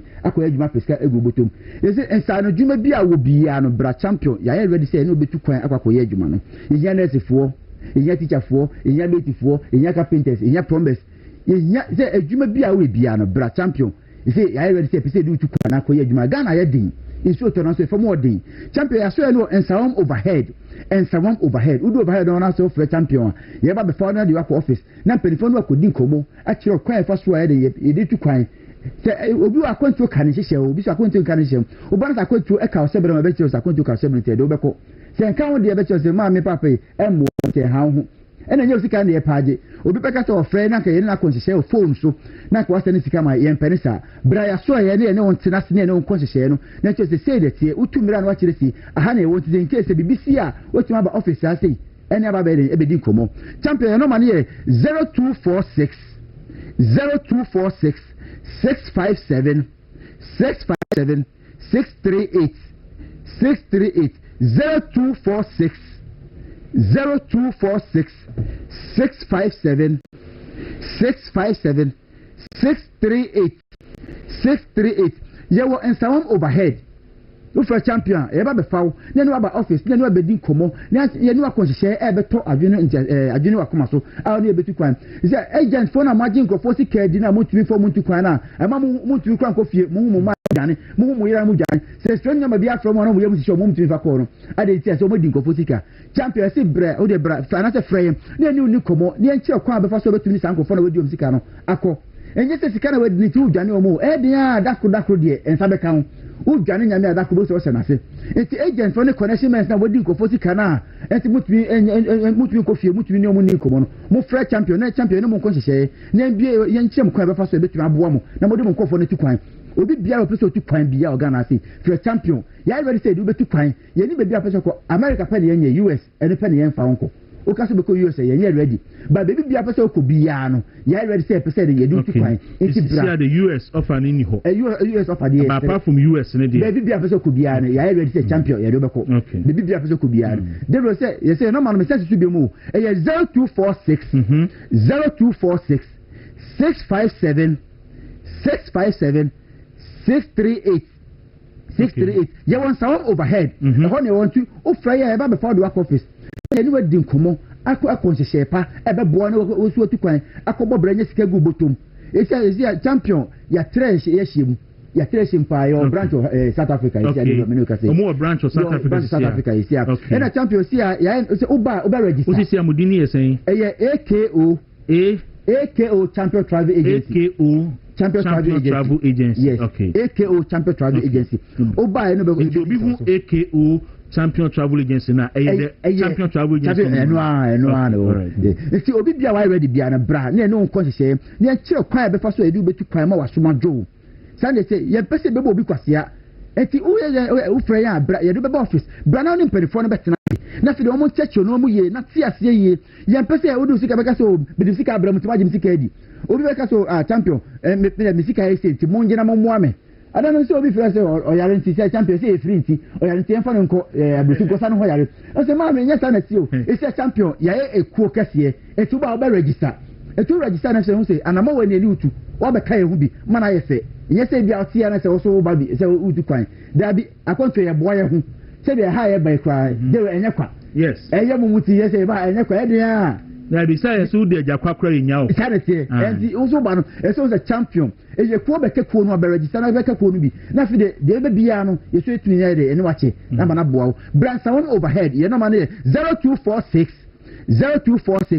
657 638 Champion Travel Agency AKO Champion Travel Agency ye wa nsawam overhead e ho ne wo ntu ba ye no betena se ne ne edi dwumadi fefefe amana ko yi amawo all right yen so ye da se papa panti abusuafo bo esupusu nunu ana wote ne kankan nti omo mfre no muntu anamo na emwa bi hia bia no omo enye na fi muntu anamo nkonkohwe mo office ho enye phone so ase all right me da se pa all right that's when pacho boboja to ne so ma me na fi yenwi ni nkomo all right yeni kan fi ani ntwemu ewo adura sɛ wɔn nsa no na yɛ tititi a wɔn nom a ɛta akɔ yɛfrɛ no victory garlic mixture sɛ aduro wei ɛyɛ papaapa ɛboa sɛ wɔn nsa no na ɛhɔ ayɛ na yɛ tititi nom bi edu adwuma a wɔntumi na yɛade nom bi ɔhɔ ano ani so yɛ wisiwisi ɔbaa wɔn nsa buo no esisi so ayɛ star bi nti wɔn nkasa wɔn nim de ti paa wɔde bu wɔn nsa a yɛade nom saa victory garlic mixture no bi garlic mixture no deɛ dɔɔso paa wɔ baabi ɛtontɔn no okɔ a ɛsɛ osi so dua sɛ opɛ victory garlic mixture na ɛno na ɛbɛboa wɔ benye bia so bia tuntun aduro bia kuma se na wona opɛ bia tua ko PFA pharmacy Kolinak Heba ana Misty Heba o akran so a Repage Ventures o kan shi Draglin ana Tinated Heba o benye bi o number is 0242 545 633 Edu Heba Hospital ye de ani e kire ho no na yakwa akwaja yaresa na se ye de ani je ene akrofi se Dr. Edu Mohammed ene na dwuma efo mo bo dwuma papa yare a mo edi mo akotin o ni semu pa baako eye nemu yare STD na afi stroke and the kakanga kanya bedu hon ko ade a odi ani jebe sa akofie o mo mankasim ba fi krum Central Region akan so doctor official town class Ebenezer Preparatory School and Chehon man na won mo o mo na di SMB test strong man test abano we nya me man kwan na no manso num bi badwuma ya dwuma ni paduan mu pa anya asem kitwa edure bia tuntun aduro bia akọ na bisa benye bia to ewo ho no mo ope yarsabia ho nsem bia bisa na se no no nsem bia bisa fra 0243 989 368 and 0558 379 645 Alowat Medical Skin Care Center ye bia se ye widie no ana ye anim no enema bi egugu ho basabasa ye kɔ hɔ na afi om siesie ma ye maka kyerɛ wo sɛ nipa bi wɔ hɔ a onye tattoo ntun ho so enso wro no abaka so tattoo ne ho nam nyina eye yare na abɛbɔ no na ama no radio no ɛsɛye mesel fa oni chemo ɛwɔ Alowat Medical Skin Care Center ɔmehwɛ no masa yare ama radio na sɛ sini dada mu kama ama enigye nso abɛfie kumase ɔmo pata sɛ ɔbɛnhyɛ filling station no akra ɔmo miɛnsa na wɔ ha osu post office na chi Pantan Hospital kwan so ɛna East Legon na Champon Junction phone number is 0277 580 559 Natural Ventures and the Congo ointment abedjaso se rashes agugu ho ana se wo de no wudware enso kan ho na ho ye ohina wuti ho kakawure ene eyam etototo ma ho nantema propro hawo empompo taabo oba ensubani bi gu be mo nso a wote ya wo be memu a munyina mo behia Congo ointment ni bi na mo de asamo ho enyare wa horo no bia tuntun aduro bia akwa ubisa abenya Congo ointment no bi ato person friend Natural Ventures a on number is 0249 017101 and 0204 616161 and na yana for bi say mampani mahama ye friend Mr. Hisense President Hisense ona atiko kokuafo kokoso ma womo esu ma no ye kwa Hisense akope home appliances ato say television, home theater, air conditioner, open electrical and electric stove, gas stove, open fridge, diffuser, microwave, blender, rice cooker, washing machine, electric fryer. Be body say a home appliance bia no Hisense and I do any chair. Obenya de papa, de efe, nane bono ewo from pa. Wo showrooms no de ene bebrebe pa wo gan ha ma to apeti gan ha me bebre. Odi abaya ne say wonnim showroom e ben wo a phone number no afre 0302 550 000 0302 550 000 Nature Medics ejinromi ensa abedwaso enro tie ni yie pa ya de ni ana odi ewu obi a wanya stomach ulcer, typhoid fever, diarrhea na indigestion ene wo so de ani to yem ana yem ye oya no wo de no gastro mixture Nature Medics ye a wo de aba no Mensoplast mixture ne ye ma omubu nsa mti ya omo nsabu onsisi so na so manya yeast infections so no omo adie no ye be ma wasu mpani nkwa so o prostate na sa se ye kese nti affect o jonso ama enna na ya adwa na dwa na ya o so ko jonso sa na ye basa awu tu kan ya be gina kwa mu adwonso sa omo de ne ye Prostaplast mixture unye bi no ma ebetu sa ha na se ama wade ho endo ya bobo so be tuntun do bi akwa benye bi awo ho no mato so wo pe bi atua na 0248 778899 Tabia Herbal Center for the Tabia Herbal Mixture and Tabia Tekumaba. Tabia Herbal Mixture to malaria fever near to Tuasi.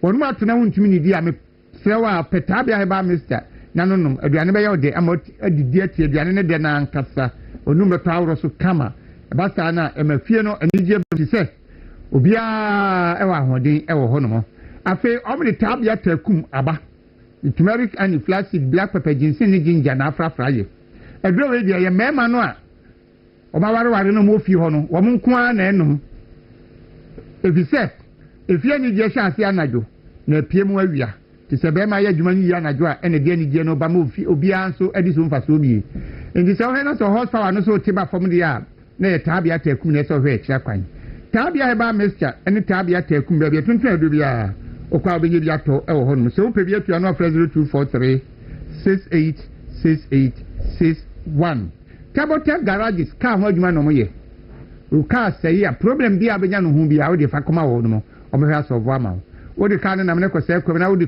kwa enkwa from no mo fa to win car e me to nkoma wo o me ka ko ya to win fi no de e yo mo aka sanso na adwuma nti won fa car no nko na o person me fan so a o me ma driver nya ba be fa no makwa akosie sika no de abrɛw no so no ebeboa wo ama won so wade ho na ho ahare kakra womu ewo awoshi waterworks se ufri La Paz koka so a womu won sabenkum so wotra ban ya traffic light no a womu ho so ufri kaso na eba dia behu womu ba be duru womu so ansa na waduru ban ya traffic light no womu number 0542 275252 0206 481793 and 0542 961 111 yakwa diagnostic herbal industries o ma so ye o me dey 2074 duro abano edo no aye immune booster tatahwe pa say na edo no tie say nso ye kura mi aya bibiduro nanso so ko na sesi ho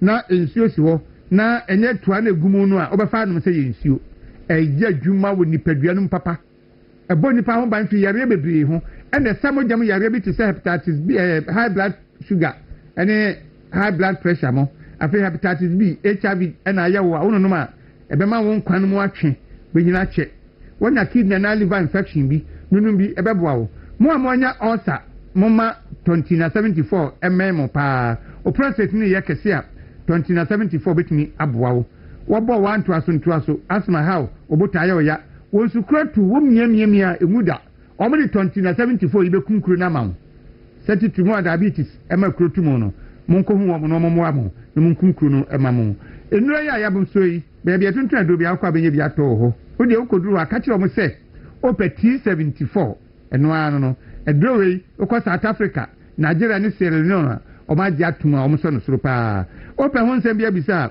fre na ya o su Japan ni adwuma efo e wo 0246 073 498 and 0501 628 Chocho skincare products and you can find an no pay you. Your Chocho herbal soap, you do gare, we are. Your cream you know, yes, sir, and I gem you know. Your Chocho herbal cream and in a normal skin, no. And now, most of my radio, I said I was near Gumo, most of best Chocho Royal Gel, no, na Abua, ama and Yamakuyi. Chocho hand and foot cream, no, I am my 1 year, almost 7 years, 19 papa ye. Once so, would ye any say? Utingi no ehua jafa misro chocho hair products no to be sesem na be sesrecha homa ununu ma na etete kafin so no side how ni na ebe free ho yo chocho bam no ahutuo aduro tatahwe misro honam tayo mra udware we na ukoda no asere bi na de akoda ade be tia be sori no na chese why fresh kra se ti se de na wotwukra wunsi adwuma mu da na wonko ba bia ada no Pandamat, Palace Malls, Bachuna Total, Spenters, any supermarket be a ben wono, okwa obenya chocho skin care products no be ato. Movement television, any wound to me radio, ewo Accra Hanomo, na ye tun safro, se jumedie bia wudie bia opese ye bo ho dawru ma wono, fabra, na ye bo ho dawru ma wo. Ye so ya no pa, eni nyina ehwe Movement TV. Ehon ye pensem pagana hu nsem amanfo mtimi nka no wo TV so na ha de betimi aka no kure wo ma akire enti ama Ghana ene Ghana fo wabro kire nyina no omsora no pa ha ene omo hwe enti so obedi dwuma ya wo ha amanfo to nka ti ade bi apese bo hu dawru bia fabra ha no e bo hu dawru ama amansan ate wo nka ye wo kokomlemle Accra New Town kwa no so free circle ene be san kwa Accra New Town a ofa do rice ani mo ha we are offer before now. First traffic light, near disco traffic light, no be trim. We trim out here on sending fast. First junction, no, you heavy do. Toba, Tramuna, the next junction. In a moving television, you want to be ready. The marketing executives, no, no moncasa. Now, yes, you are from the and Famo, and BBI in Yemudi. Your numbers near 0509 301401, 0592 589720, and 0246 375 134. Now, make Dr. Tamo da Sumidima for about hospital. Amount. Say, Sabia, said, or more air sons of Yak saying to Twina. Dr. Dijam Fisherman can't you say? One day, Hiana and say, Obeting Abapio, Naya Sabia, we never do one year. We are on some you. And make her come on your home. Kumasomo Buakwach Mango, a cramo Pukas Maira. Number 0244 774 282. Flow.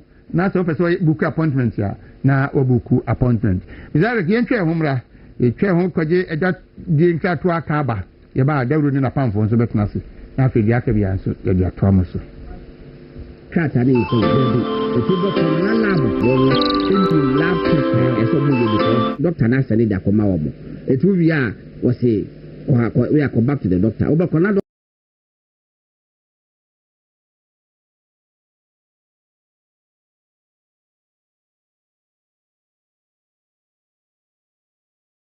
doctor no lab for no asend the report to the man doctor no wa hwe we are was a kwaji aduru doctor le se kwaji aduru ti wo bokọ no wo fa krata bia enko krata be kwa ne se e bia be ko ade se wutua no wa kwa kutua wo wie ko kutua ka sha wo se pa no kwaji aduru wo kwa aduru no doctor na prescribe the man no ama wo the computer no so 10 years later bia doctor bia ba wo dim say 2 years ago wo buy na wo diagnosis ni enie and na prescription no so history ni na wo so oh, and that papa be Fred Dawuro. Papa ni around 82.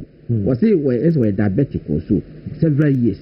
Was it that race because I did a good or call your master man a drug? Was it a drone who used to be 7 years earlier? Amma. But the history no, I don't know. Say our bros are the so. It was called higher level.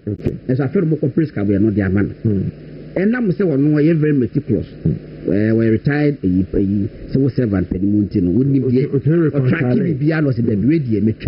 We class 4 then I said university. We go for class 4 test. UTMC is still intact because somebody already yes. But you at the point you James say intact. You James of money national health insurance. Oh, I see. Okay, I see. For UTMC they know. Yes, so they run their own system. Okay. Different from Kolibu. Messi Kwaku do morgue no. And I say morgue. System no. No who cause of death. Time of death. But verbally no be saying. Yes.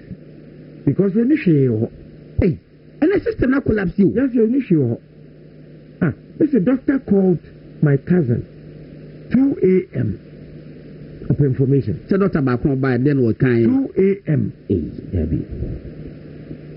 So Bampempi, you know, Ubi are interested. Contract and man, if I can't keep data, no, she can't hear, Unya, the real say information rules the world today. Of course. Information. That's why the richest man on earth works around information. Elon Musk. Information rules the world today. Information data go ahead. And don't say that many we say where you came from, the creative industry. And never be any more class and a nampedu. And now say the whole country has issues with data. It's very easy to change history. Which was a tricky here and any page before. Now call also a PRAD. Public Records and Archival the war. And the Kamusia theater. Made a research in Nametako. Mako baby and the cool and the coffee. The person. I say, oh, now moist. It will be better. Yes. Dust. Fairly say, Padmore Library. Padmore Library, Rich Church. Yes. Oh, goodness. Yeah.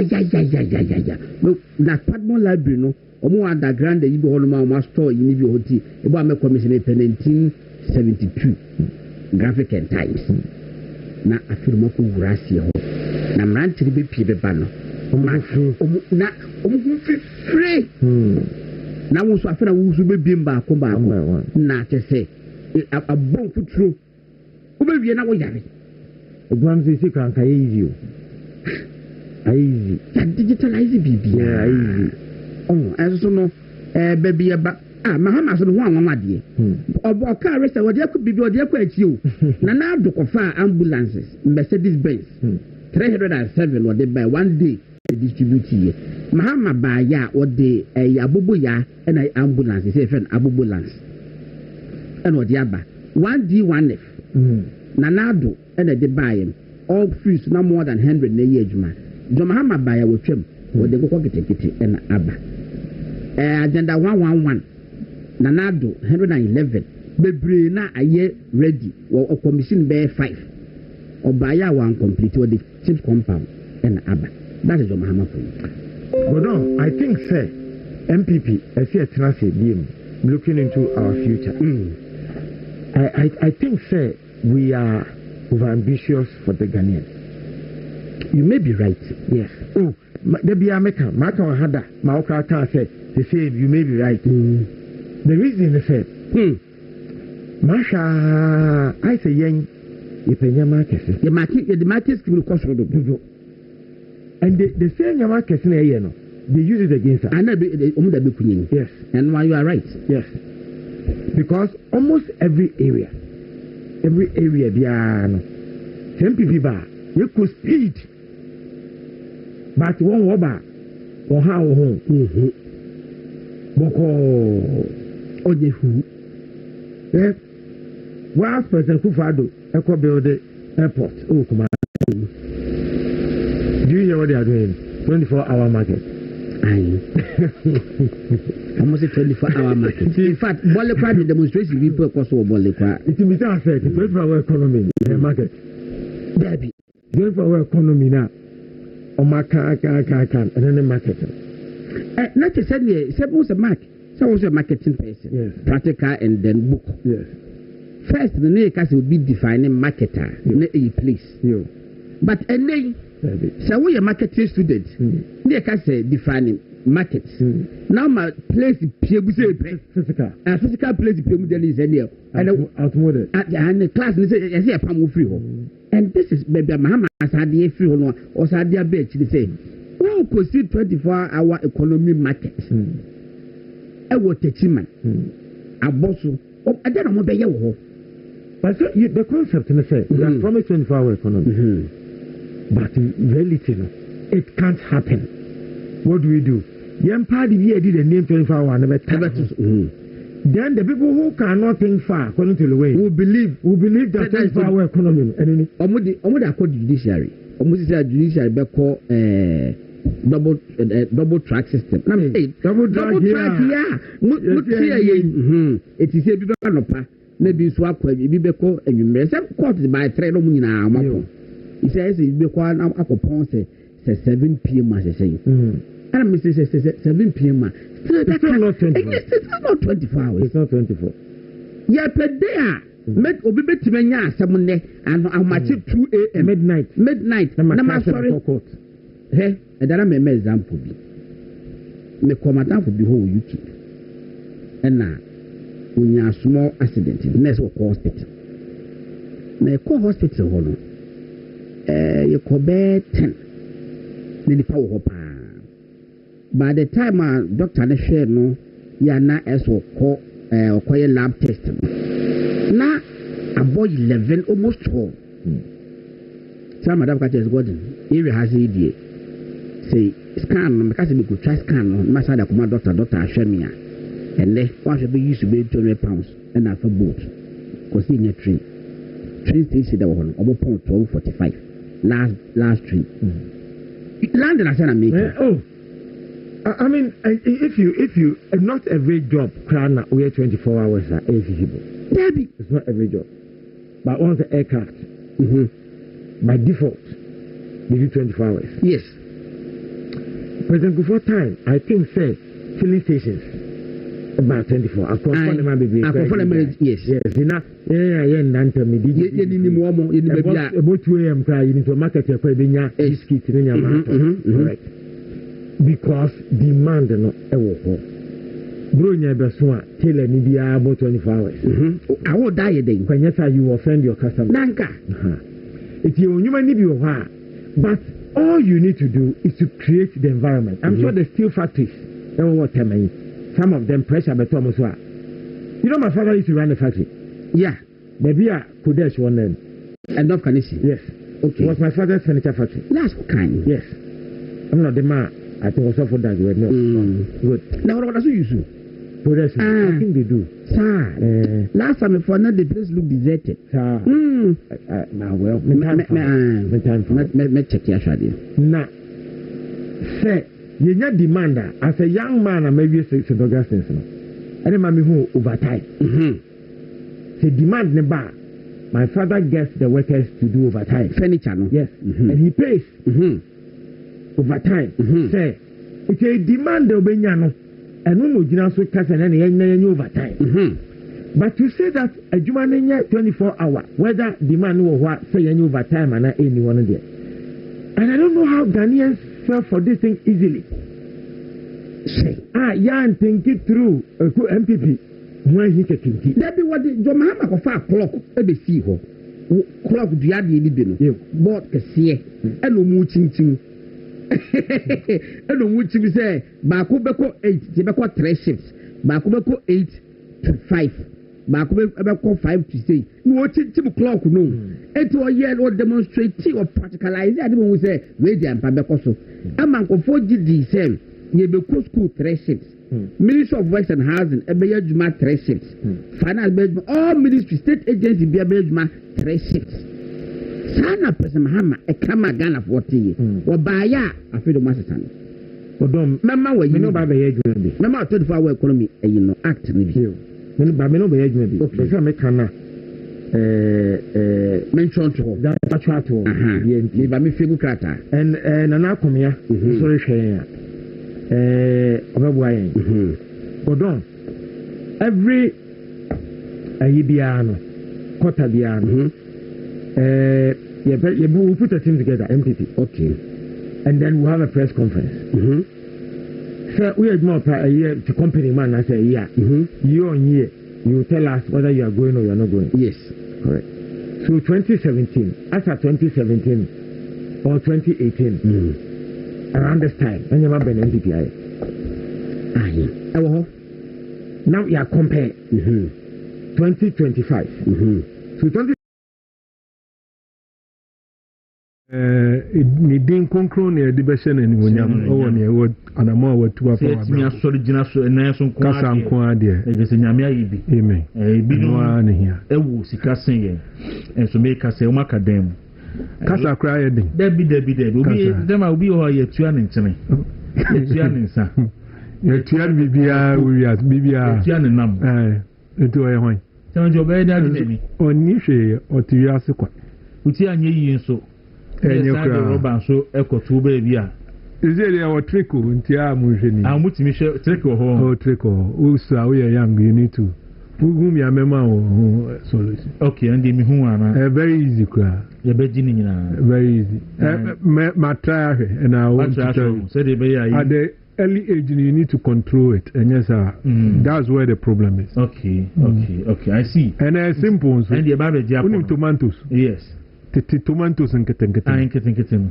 ni bi ho de o de no answer obe blending now I change you na free no one sa I'm telling you magic the time as tomato ni bi ho de oh when nya crowd here then current one crowd and one say say tomato no enuro no na hardware nti say wunya ne o ma package ni bia it's okay and up bia onum enumre no one that's all I see and you be very very strong very good I see yeah opa obeya just at your age of 40 going and you say those prostate cancer and starting okay so you just need to go and do a test test your friend PSA test o test you now who results now they work for tomatoes only 10 days now you are sanko test ready and you see the results with it. Clear.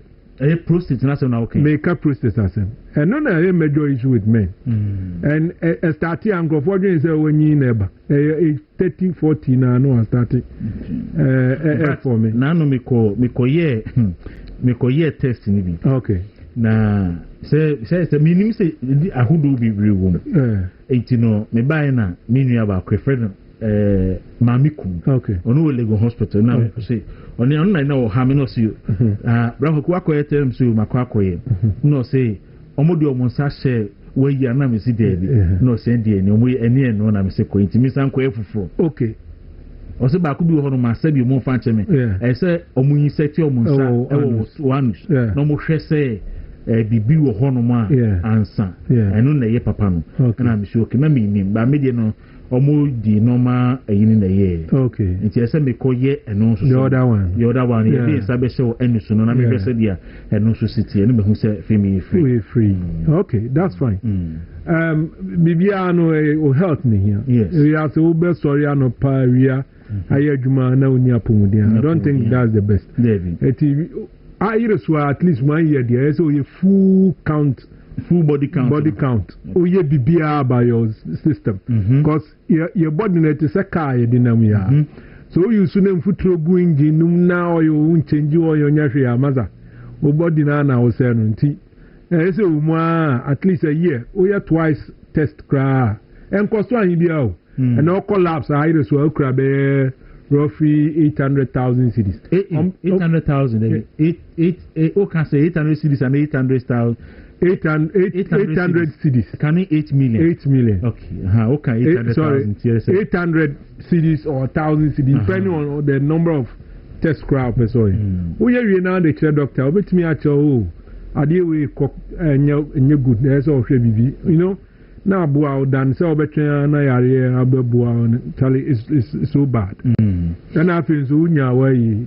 Blood pressure test. Yeah. Machine da ho. And I check it. But last time, be no say me call na me yare na me call UGMC. Okay. Omo check me BP, omo say baby na me say me the BP problem. Omo say baby na mo no mo ye omo check omo me call machine. Okay. No ma me form. Exactly.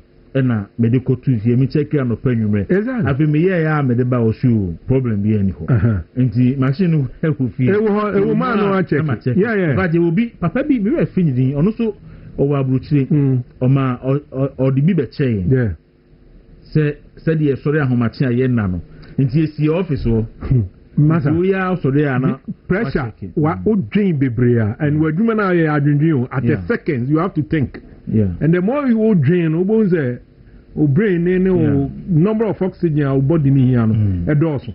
And to what when here na more pressure be drain is pressure just tell adwendwen asemu. Nti obi a o ya adwemu adwuma bia no. So to me pressure machine na wo mu anu a try ari. Nti papa no o de bi brain wo ha. It's very yeah that's it.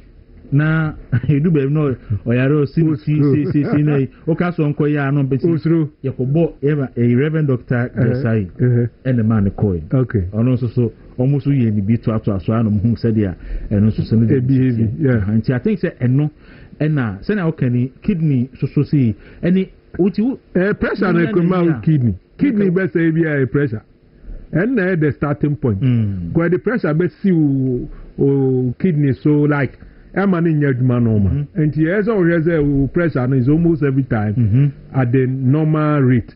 Maybe our body and here for you to live, like your liver, kidney, and here our body my buono, your heart. Everything you are protected. Yes, our trawana, so pressure need to do who are massa. A best will be able to any no. Yes, a game over. Oko a kunkra, ona wezu.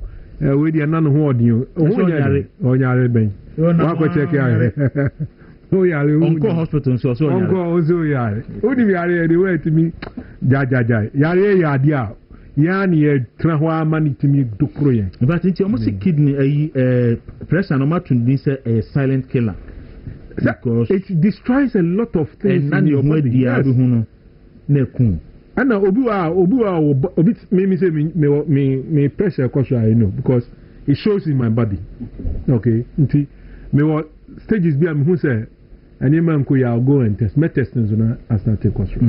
So you need to get more water, do a lot of exercise to reduce it. And you want other ways to manage it, but the best way is all hospital. No matter I'm going to go through the status say I didn't idea consistent and I will because of an event. Maybe I will program be a true ones with more pressure and no normal pressure how. And you want the 2 tables, so then you are over measures for maybe 1 or 2 months. Put me here 1 or 2 months, 3 months, every day, morning, evening, checking out the moment. They will advise you, say, look, looking at the rate, I say, oh yeah, Abia Giadunanum, and don't do you anything. And that's out now. Your pressure with me, I don't know. And you pressure a dear ding nipanya baku pow. If you ask me, they are in our back air pressure. And to managing ye at the tender age, a babuao. And a bearman, so dear, your prostate is key. Prostate cancer, a normal thing that people see, say, oh, I never unia, and chema unia. The cause of it, so if at your age you to me checking now, ebia remedy bit me you just reduce it. Maybe a bit me and check a crack. And yes, I that routine wash and white to it. As you name, you know, where we know on your no. Hey, when you're in Zoko and the young chairman. If you ask the sanity, check it. If you also be my guidelines. And you young because you are monitoring your system. On Traho Mauka engine.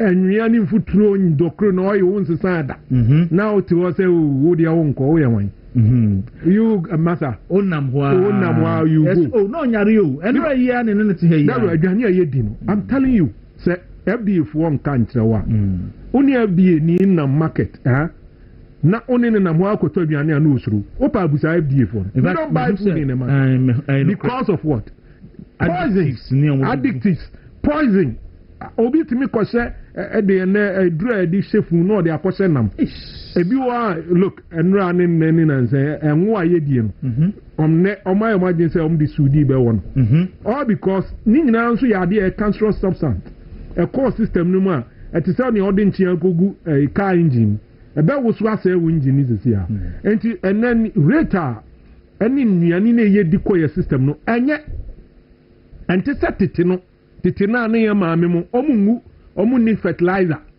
omu ni ene chemical bia odi ko spray ni efu no no animu aye sekan so oba akododo na watimi aden adon efu say dey ba chairman poisonous things nkwa na edigu eya niema ye digu aduane mu aye de mani padi no eye nim na ye nim ana say ye nim but enfa ye ho be oda me ka say chairman wo ton enwo na wo di sudi na guma menso meton ayi dokron menso me de saa ba ku no mo de gumu no menso me de agum obi ton we no de agum tese ye nyina na ye ku ye ho you know adrum pempen so a the system of governance I say those things omo enforcement ni e weak enya say omu nimu I'm telling you obi odi Sudan for egungum bia anim onim say eye poison onim say poison ya ye hu education ya association ya ni FDA for akofil akochom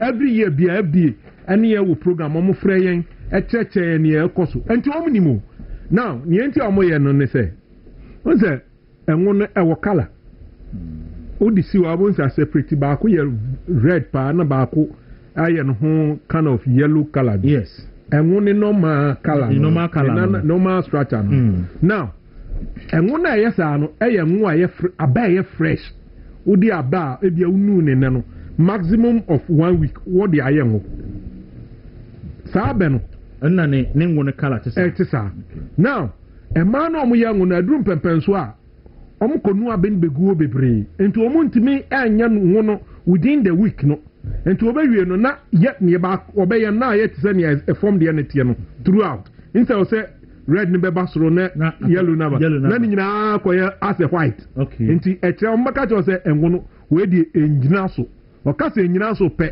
eche say FF na ye den akoso FF ni koso na kala ne yes a white na e ma no mani nye ho market woman no enye ma no mo yangu no ọmọ kọtọn no ọmọ amukọfa anwo ne bẹtọn no ọkọ a instead so ọbẹtọ anwo na egyina so no ọntọ no atọ neɛ enyina so no na obeduru hɔ a esan sɛ enyina so na ɔde kala na yɛ dɛ enyina so ne boɔ ɛwɔ fam okay ne egyina so no yɛ fresh abɛnti ne boɔ ɔden ebi a under normal circumstance aba egyina so wayɛ ngono koraa no wantɔn koraa ɛnɛ koraa no a watɔ ne fo yɛ sɛ yɛ around 420 to 450 Ghana cedis per 25 litre miwa abɛkɔ ne mmaa na yɛ bi a ɛno nso yɛ ɛyɛ ngokorɔ na ba enyina so nti na ɔno no wakɔtɔ ɛno ebi akɔtɔ de bi a 250 300 nti ɔba na ohun sɛ nyina so pɛ na ɔde sudi na ayɛ den abɛwɔ no nti ɔde sudi ne wɔ ne pɛ na abɛyɛ kɔkɔɔ no sɛdeɛ wei no ɛyɛ ateɛ na ɔno ɔtɔn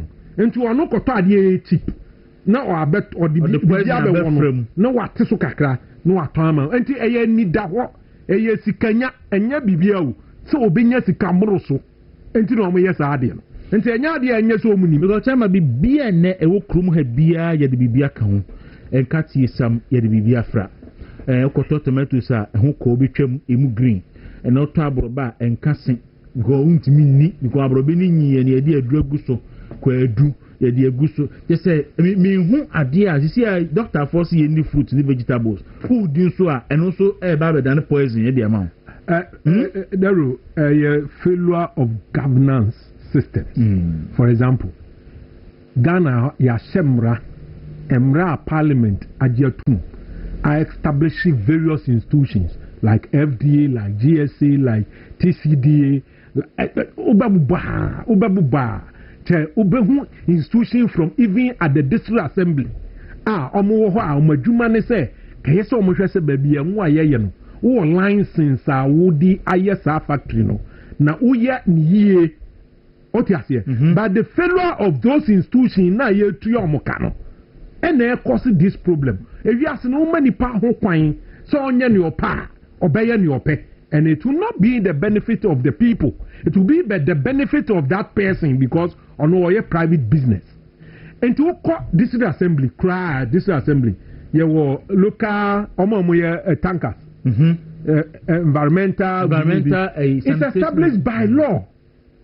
Omejuma is saying, say a ma every day.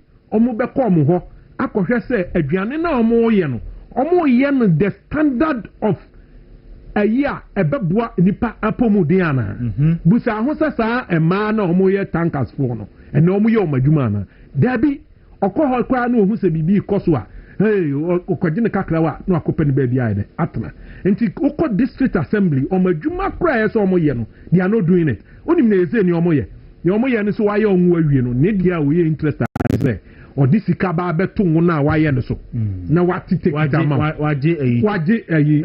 tour. Meanwhile, only say tour no wajino a one implication on the health of people. Yes, I know the paramount friends idea bebo mine. See a be reduce yaria. You reduce yaria. Your bills in health will go down.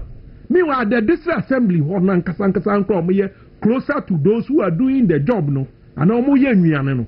Omo adwuma no omo nye. Okoye market now. Who owns the market? The whole Ghana market away now. Only the market by law is that this assembly. And the same assembly, our workers, our sanitation officers, acting the same market. Our movers and kofango, I am packaging here, and money needing, and money because the health safety of the citizens. That the responsibility of the local governors. Meanwhile, they are not interested. What they are interested, and it's a mobile sika, a free man, a man is a car mobeji, or my young warrior, no more day kono, and who's no more interested. So now the governance are moving focus of how to make sure say the citizens is very safe and secure than to look for money. To say as a Sikam assemblies any agents or the safety of the people nedia omaninya den enko into okoha why dampine the same as district assemblies is in connection with EPA Environmental Protection Agency responsibility in the saying say oh ye bibia efa environment one ɛsɛ ɔmo hwɛ sɛ wayɛ ndɛn wayɛ ne yie. na kyɛn a wokan Amanda Mahama yɛnya assembly a ɔdidi sanfan for any excavators yɛde tu galamsey no ɔdidi ɔmo ɛsɛ ɔgye mu 3,000 cedis every 3 months biya no ajo 3,000 say kɔn nafa sanfan ne kosi ntu no agye tax be per revenue. ɛna mɛka kyerɛ sɛ sɛ a no ma ma dwene nyinaa revenue sika yɛnyegye sika sɛ sika no ɔgye no ɛsɛ environment no kora they don't care ɛsɛ the health and safety of the people na they don't care gunum kora na ɛmfa no ho ni ohia ne sika wagye ne ticket akɔ report ɔmo nso ewie bi fam exactly ɔgye kora ɔmfa ne nyinaa ɔmfa nkɔ ɔgye 100 a watwa 50 ɔno nso wafa 50. That is the main challenge of this country at this moment, because those people we are paying like FDA, we pay them every month from the consolidated fund or from the funds now. We use part of the money to pay them. And what are we paying for? We are paying for the safety and security of our health.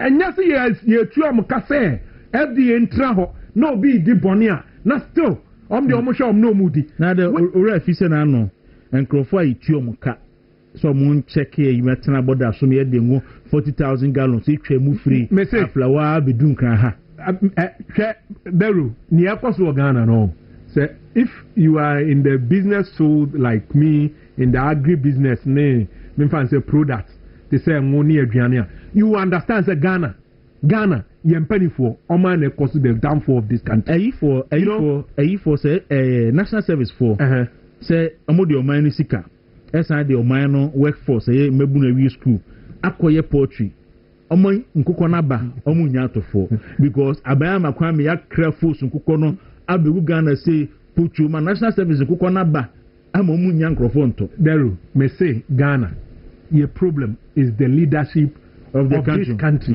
Look otiha unim say we challenge any for example yemfa rubber okay rubber as industry main challenge as industry in raw material so mbenya raw material and they are processing add value now the same government through parliament ayemra say yes wala oni exporting yemano we are in free trade and with that no how can your industry get the raw material and the raw material no yes 40 free because kwasibroni na adwin no say tabia o yemra about any trade they are interested and Oma who say sorry to tell you our parliamentarians are very lazy sorry I'm telling you lazy amu ya bro okay and you can they know the effect but because abrafuni so who say they can only control us through your law and a woman who say law no say baby edu no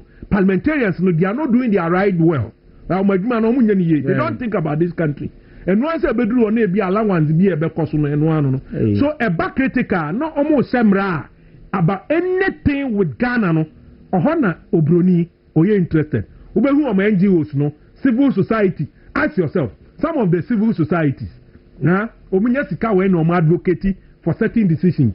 AM women's no mudiatri. LGBTQ. What is that civil society yet in Anobetum? Debbie. Because they are making money out of the country.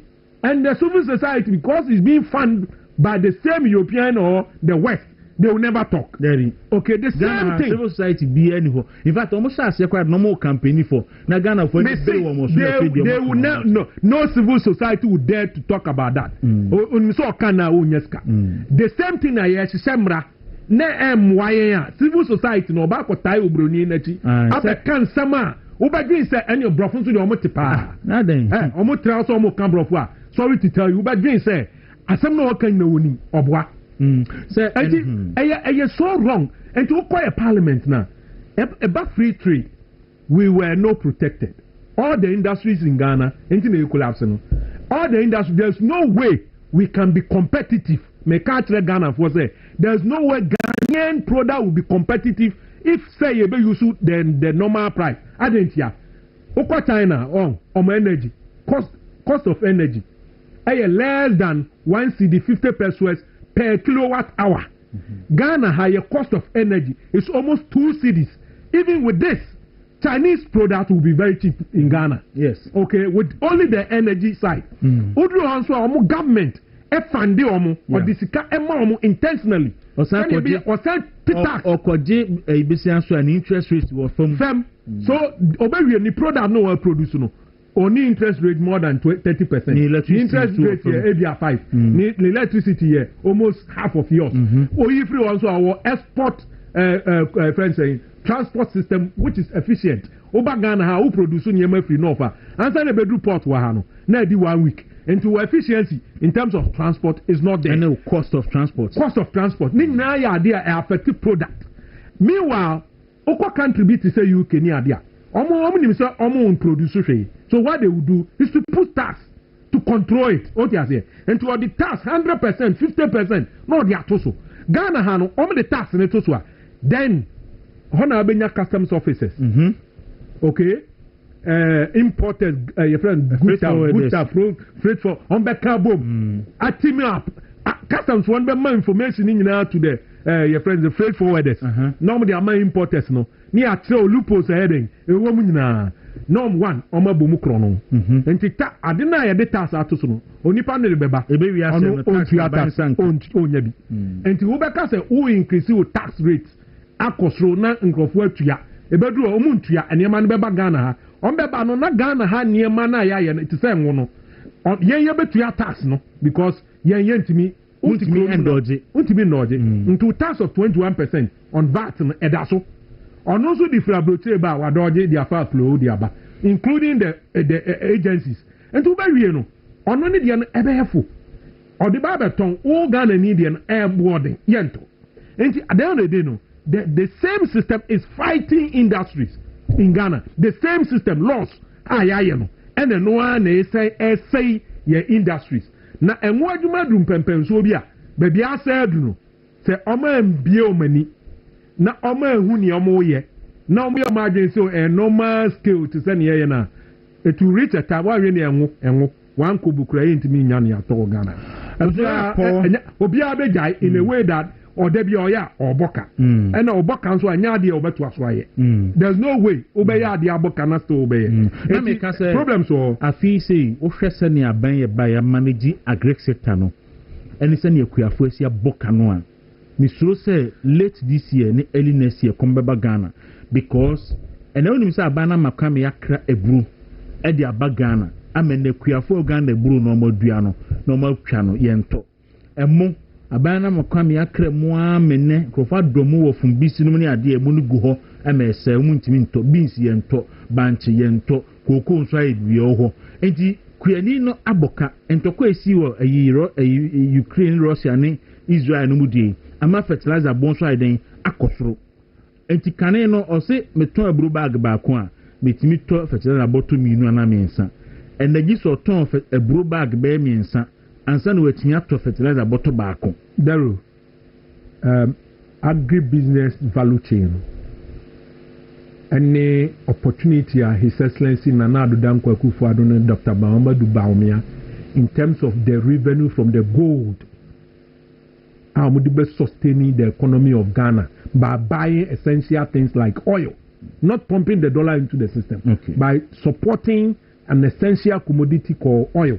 The economy nguno adrum pempensobia the rate at which are the city are appreciating the production sector of this country which is the agrarian just agric the cost of doing business in terms of farming is so high.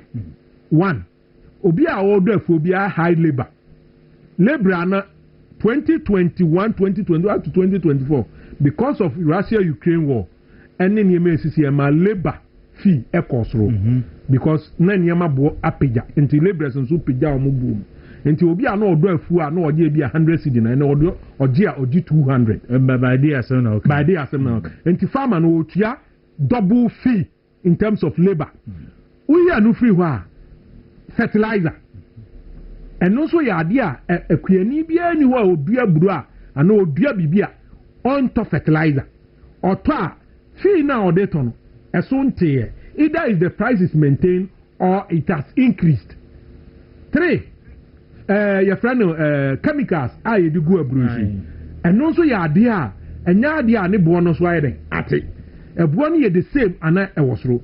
And okay, can't sign him a factor in our boom, and Sassi or Mokaje, or just Asana, Ebia or Chemu or Nya Bruna, or Betum, you know, maybe our ma Sassi Rafa. That cost and your money in our idea and society in the agri sector, in the processing sector. That cost ya ye can idea has, but say, oh, export a bag of a bro to any of the country, a bonus what by half. Or by 30%. Cost of production a cost no. Na product na when you know process by 50%. In the first now ton a bro e be 1,000 CD by 75 kg a swat aba be 550. Meanwhile o cost na me keka nyina e so nya den enti na omunya gold in fitiasi a MPP aban omno the gold adwen ne buy say betimi the gold akoswap dollar etimi dia maintain o man no omo buy no omo emfa sika no engu economy mu say oh ye the gum na ma seed no ho de adan apeja but omo de be support the critical part of the economy like oil are import no esi enya sika ni bi ni etimi de to na obi kra oil are inside den ekabi ko oil ni enya bia and the deal how beba. Nia can yen fangu or mine a footwom, a year reserve, yen building reserve. No man in your very good for any foundation ya. Umbenya for even a bassy ye import cover. Ye import cover, Chese. Sika ye what the crown ye manina, no say, yes, cover even 10 years. Yema dollar in war, and I see a friend the gold in war, then supporting the base of the economy. Sanyama Wayna informed the decision of the previous government to keep the gold instead of selling gold to get the dollar and pumping into the economy to get the strength of the city today. Sesiano, when we say cocoa fosu, right? Yes. Abe fosu, cashew fosu, beans, and more fosu. All because of that. Obia, in fact, all the sectors, agri sector, because me, and then me produce and what labor fee me to yam. Say yes, me to any every 8 hours, 200 cedis. Mini any other is a matter. So, what is one nipano? Unyano, obeko. So you have to maintain. Meanwhile, and what may be no. Me debe ba abonti abeton. Eswati value. Eswati almost 35%. Enti me ma abeton na maboka. Oboka. That's what's happening. And there are two things. Either so beto aswaya boka and I'll be free. No, and I make a choice. A bedroom even anwa kobu. Kuragana for 1 year. Anwa kobu. Ni aircon. Enti ya twaso sa. Exactly. That means any power all for maduma muno. And that what dispose you all of them off. And let me tell you, oil palm and one kwa it me employing nipa almost 1 million. Asensu dia ba kwa mpese government ehune say ofa baby to say even one company, the biggest company in Ghana on producing GOPDC. Early this year, the people within the environment are almost torn mabeno. GOPDC is on tobium. Until Koba and Crawford Subufui, they wanted to fight them.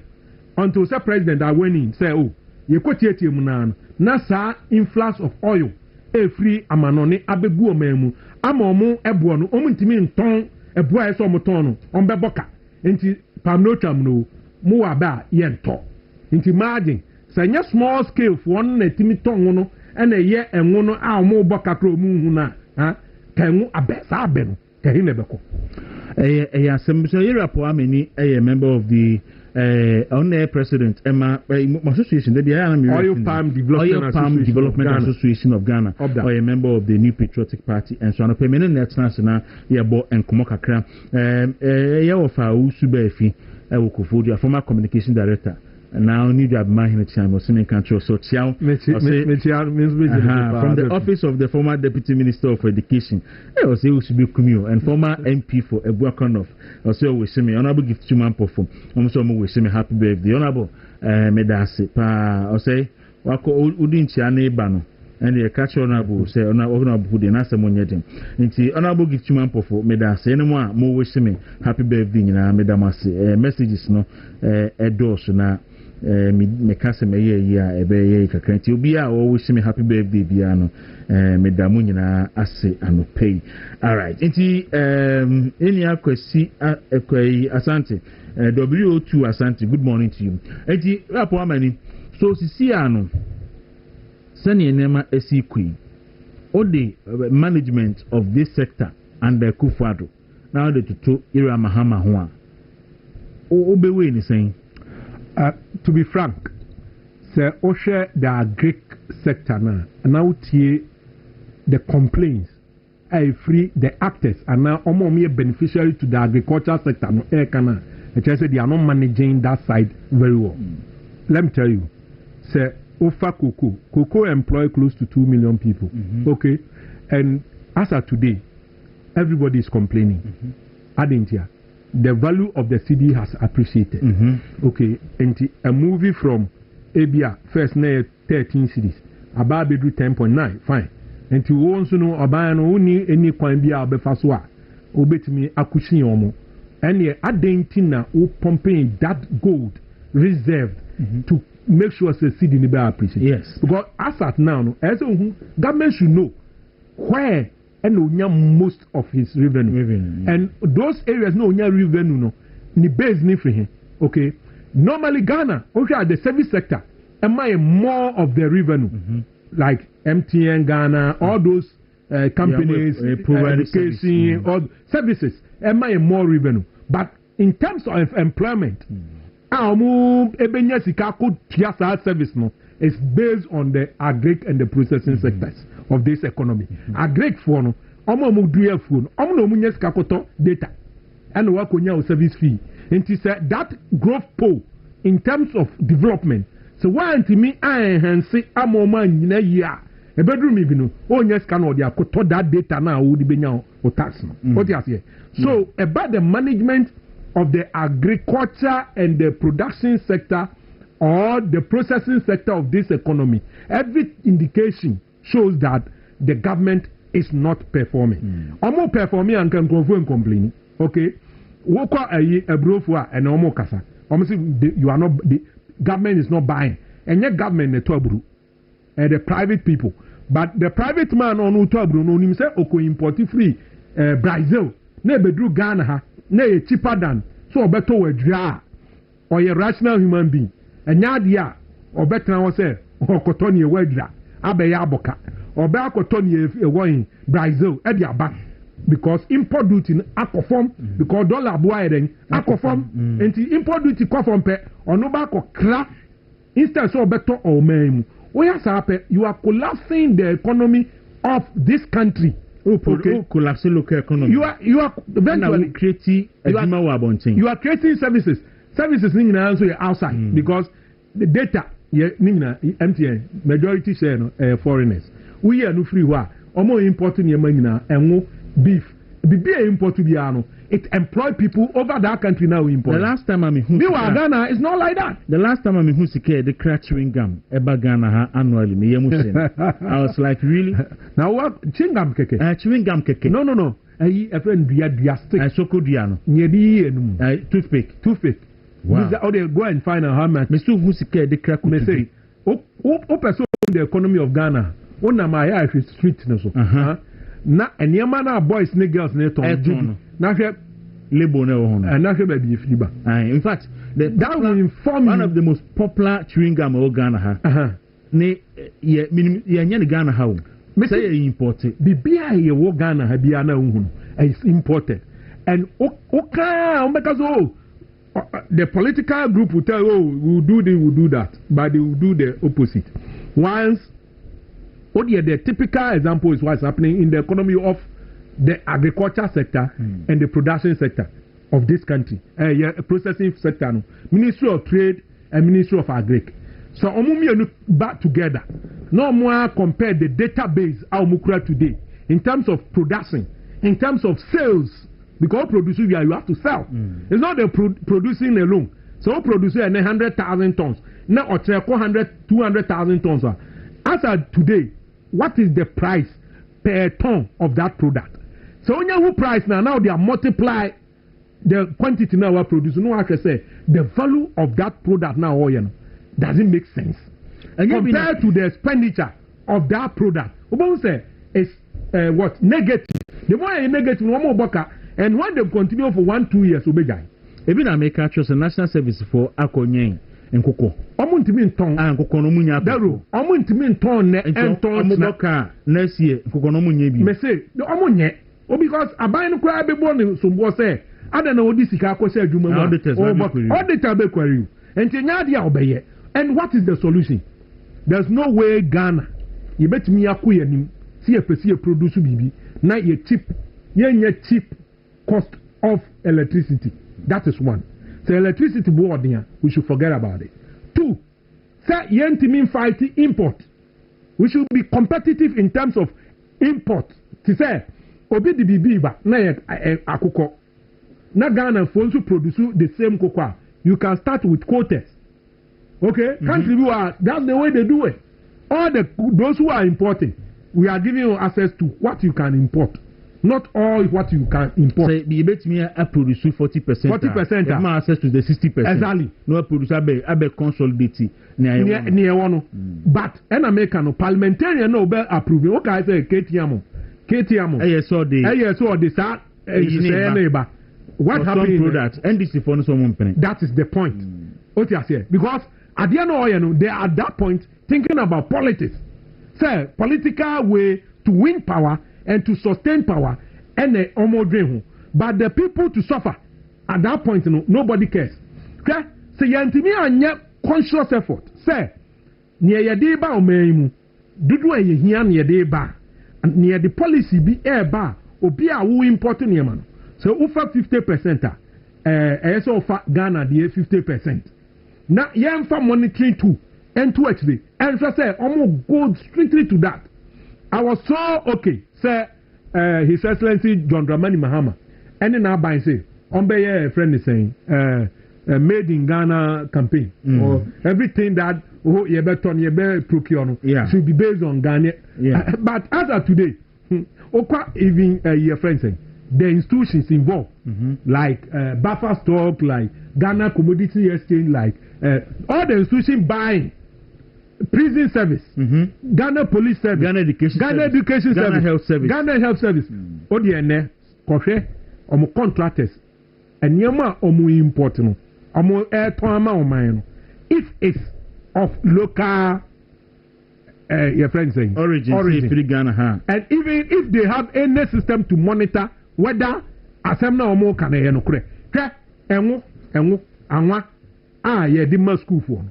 Yankasa last year, we met the buffer stock CEO. So, this is what we've noticed. Yentimin Toyango, Motong, any and one must school for. Yet now see discuss here, say, okay, Oma Moyedman, we are not interested in supplying Amoyan, but we can bring all of them near register under the association as suppliers.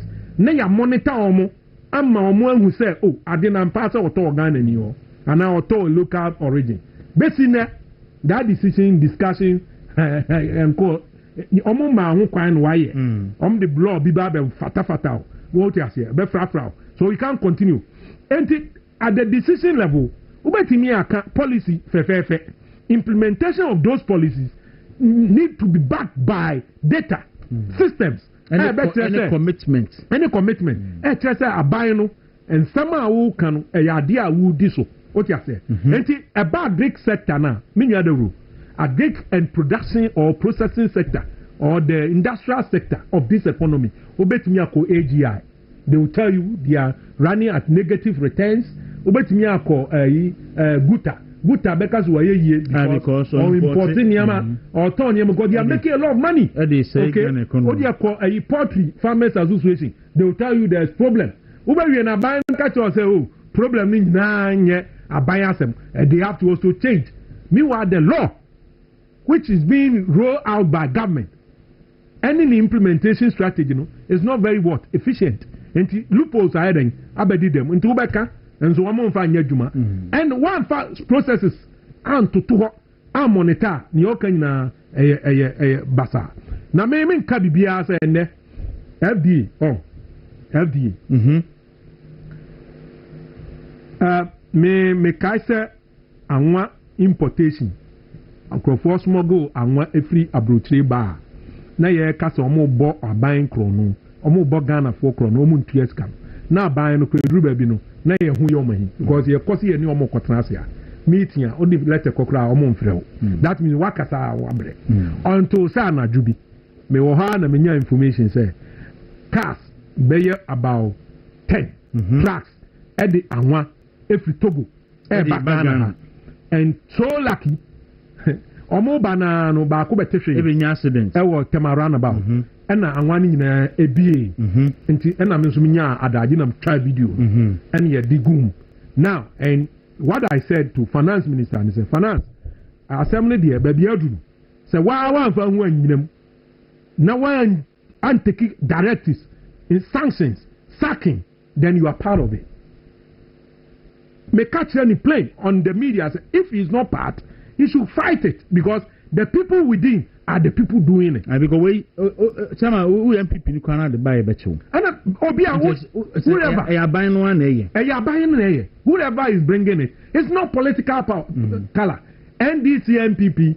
Obia or the baby, we need to fight it. And when we were in government, you saw me. Yeah. Nami nama ye fight it. Yeah. To extend say ye come market, eco fangono, and when free market no, ne nipana boka. Udu wa ubu or political color like MPP, but open say industry you grow. So you have to do the right thing. So as somebody a catch a finance no, on also jitum. Emma or asa now Yasaki customs boss. Okay. And some members of the customs are being interdicted. Good, but the sustainability of the decision is what we need. The same thing to FDA. Look, Sudan 4 by since 2015. A buy no could detect Europe, not Ghana. Because that time no see any instrument to test. Okay. And Crawford the one exporter.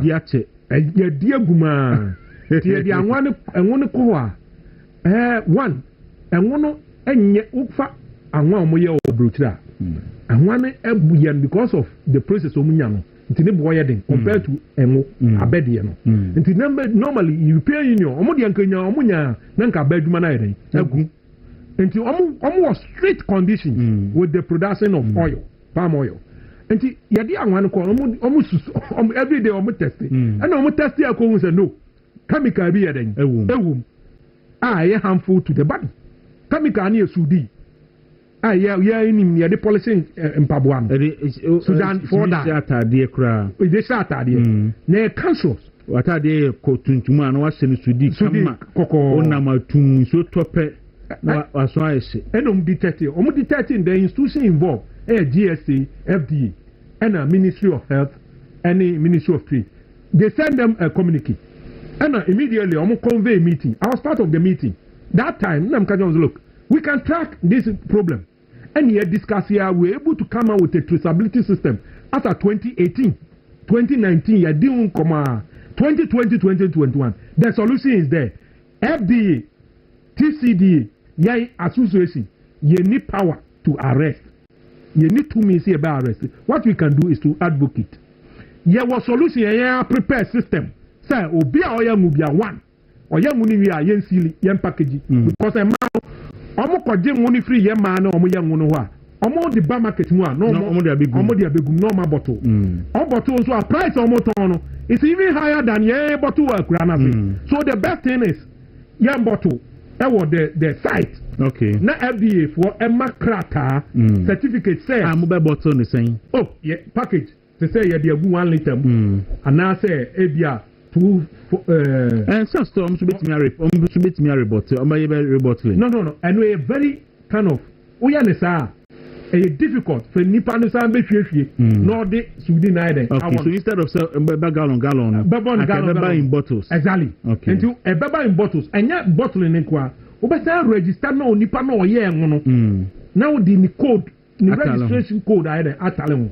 Until a baba market na bi kra ye fine house enwo we sudi wo ma easy ye betinya track ya hu nipa kon ye. Then here aban na ide asanse no. One uko police. 2, yeah ma wonya mu biem we cut off you from the system and the system when you any FDA for to anamon akọ fraud akọ di nkomo ama o mate ase now the implementation so omo ba hwe say omo betu cars am monitor amekusi o say obia di sa enseseye a ye di akoto o manim no eno na yete ho okwa omo si omu niska ndi nipa ngu na FDA no omo koda no mabu pitiri and last week mi so omo kokofodia market me say akomda no mabu pitiri akro me nya some information e ba me wa it irritates me oti ase e sama abufu because they are part and parcel of the problem o abi wadwuma ne say edi aduane bi edi bia yese wodi o kwa market no so mu say nkrofo gu a omo abubu anwa abubu nwo oti wo anything also ahonya ho hwe what are you doing I didn't say nipa na kodiawu na wa ba abeka kire oman ne say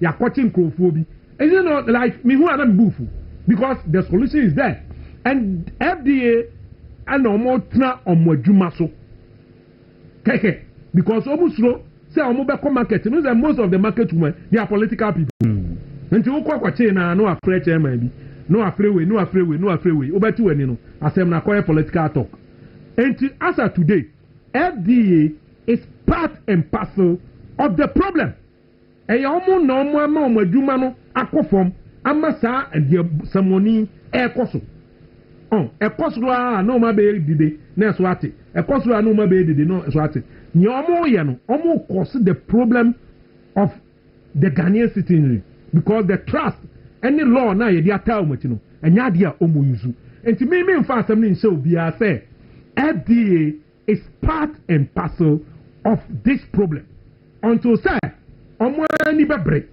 any association no any TCDA I implemented the solution ye dia to ye nim say eno na beboa ye am ye ye free ho no ye nim say adwuma omo ye bia no enya dia ebekọ akosi hu enti Ghana fo na no mpese ye kunye eno na mpese Ghana fo te all right so say ye dia come no ebewie na ha adwen say ye tio memu pa na okwa bruchi na standard ni hu hi omo eni ye na tie memu ne dia say ene kokokura adrogum okoto emu adrogum otodokunu adrogum otunkurumankwan adrogum ese bibi adwen na bibi obedi akọ yemu bia no adrogum na it is my man kra ni kidney na ekoso because go to Kwalebu na no me call ayi hospital bi wo ayi dodo akwan mother care also okay nurse ni ba akonya kidney o se onum nsanta wadi aduane okoto aduane on smoke da ogonya ya onyin tizu kidney no wonya kidney wonya obenya because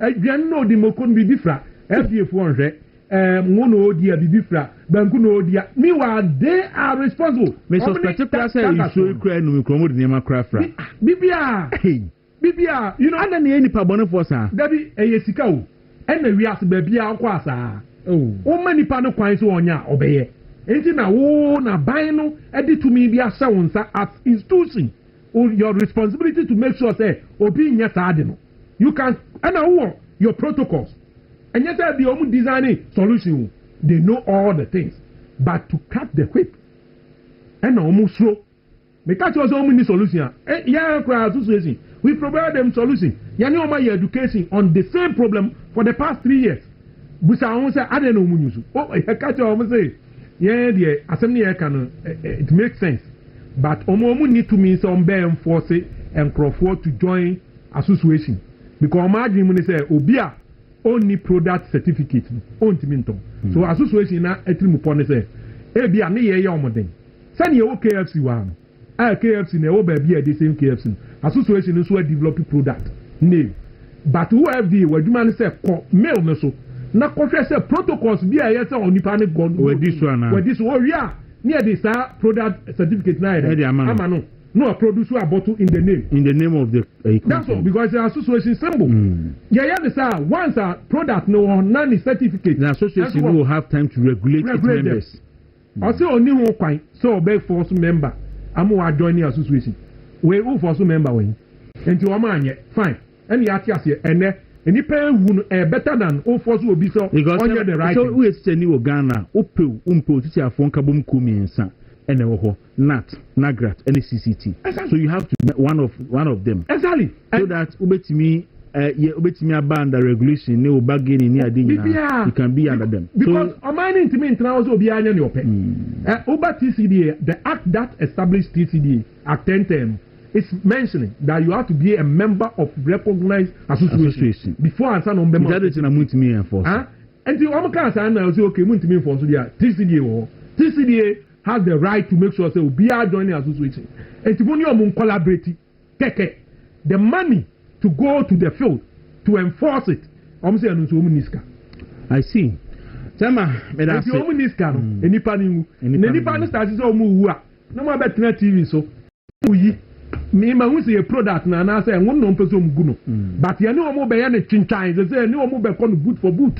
You are supposed to do the right thing. Obi friend me fi ko food ya say if he say eyi for bar ho no and go adwuma na ye ma muntimi ntongunti me obi a me fa na me say the best FD for national economic home bufu pa se mo da na mo sori adakro na yesi akoye market sweep mo we ma wie mo san akwakodan on be san ba bia 2 years time me say normal san ba and the system I am traceability system everything from the mill to the market data bia ohia bia bitum dia no ya ni o ma so na ye ni o ma ni chinchin Ghana na ye ade e tire o mse ni e be o mo ditum say but o mo so mo ntimi enforce because em na na ma mo kwa ya ji omutum ba TCDA ni omo join GSA TCDA omo try say ye betimi kuranya instant text test kit ai o kotungu na o di ashim no be ehun say eh papa ananye papa exactly then with that no you solve the problem where the be afi bia on ba the story omo say ina kosura no ma be skirmishes na say mkrofo omo ye no ma jai enye so omimu omo be ti ba ku mi bi no ma jai no be ka no be kwa gugulushi no still they are doing it okay asi enti asamo FDA yenim say mu wo tumi no aban no obi ani wo tumi sin FDA say obeye ne yetene enti ne yakoso no e very shameful for you people to even show it in the market or to the people on TV say this is what's going on because you have the solution. Please, you have to go straight to solve the problem. Obi a oye ngoni anwa adwuma Ghana ha bia yam bottle egu market no Montichi Omo because they are the cause root of the problem. So won't mean to Oma move show video because nyamu show no nya dia a solve the problem. No mbe wie no other group will go and do it. All right, ira po amani and pe medase na you see ye be nomination for polling station ni ade kwi over by for any position in your party ana. Daro and I see the or the home party adwuma so kakra no party adwuma minya okay minya e be a leadership role no and I may consider later on because the institution I may manage no only oil palm nation we have almost 1 million people that are managing into san kofa bibi we se mu a me san kofa bibi be to ho a very problem and the political lens no within the oil palm industry no even here to am a big resistance say me a known MPP enti e idea bibi ba me bua ma MPP fu a me mo mind this ba omu wie no mo a surprise. I'm very neutral because I want to feed me. What you say? I don't just say me nyap MPP ni. Aye ni NDC for nguni ni MPP. Ye ni bi. Omo no nya de ba. Omo kuye ye nyina be wu abu. Ye nyina ewu. Enti mo ye nyai. Ghana for mo ye would for too much. Daro. Se si aja ma utimi ko ton kwan. Udi nkwan na se wote ayi no saa ayi friend se magibio se bi white se wote wo wanum wote se no nkwa ma me ti se opa de ne ba akuse no de agu nkwan nim dey asam yeah there but you know opportunity with the oil palm industry okko Ghana ha it ran around 6 regions and the political alignment of these regions and the constituency major MPP. Go and look at it. I'm the Kwaku Dawuro.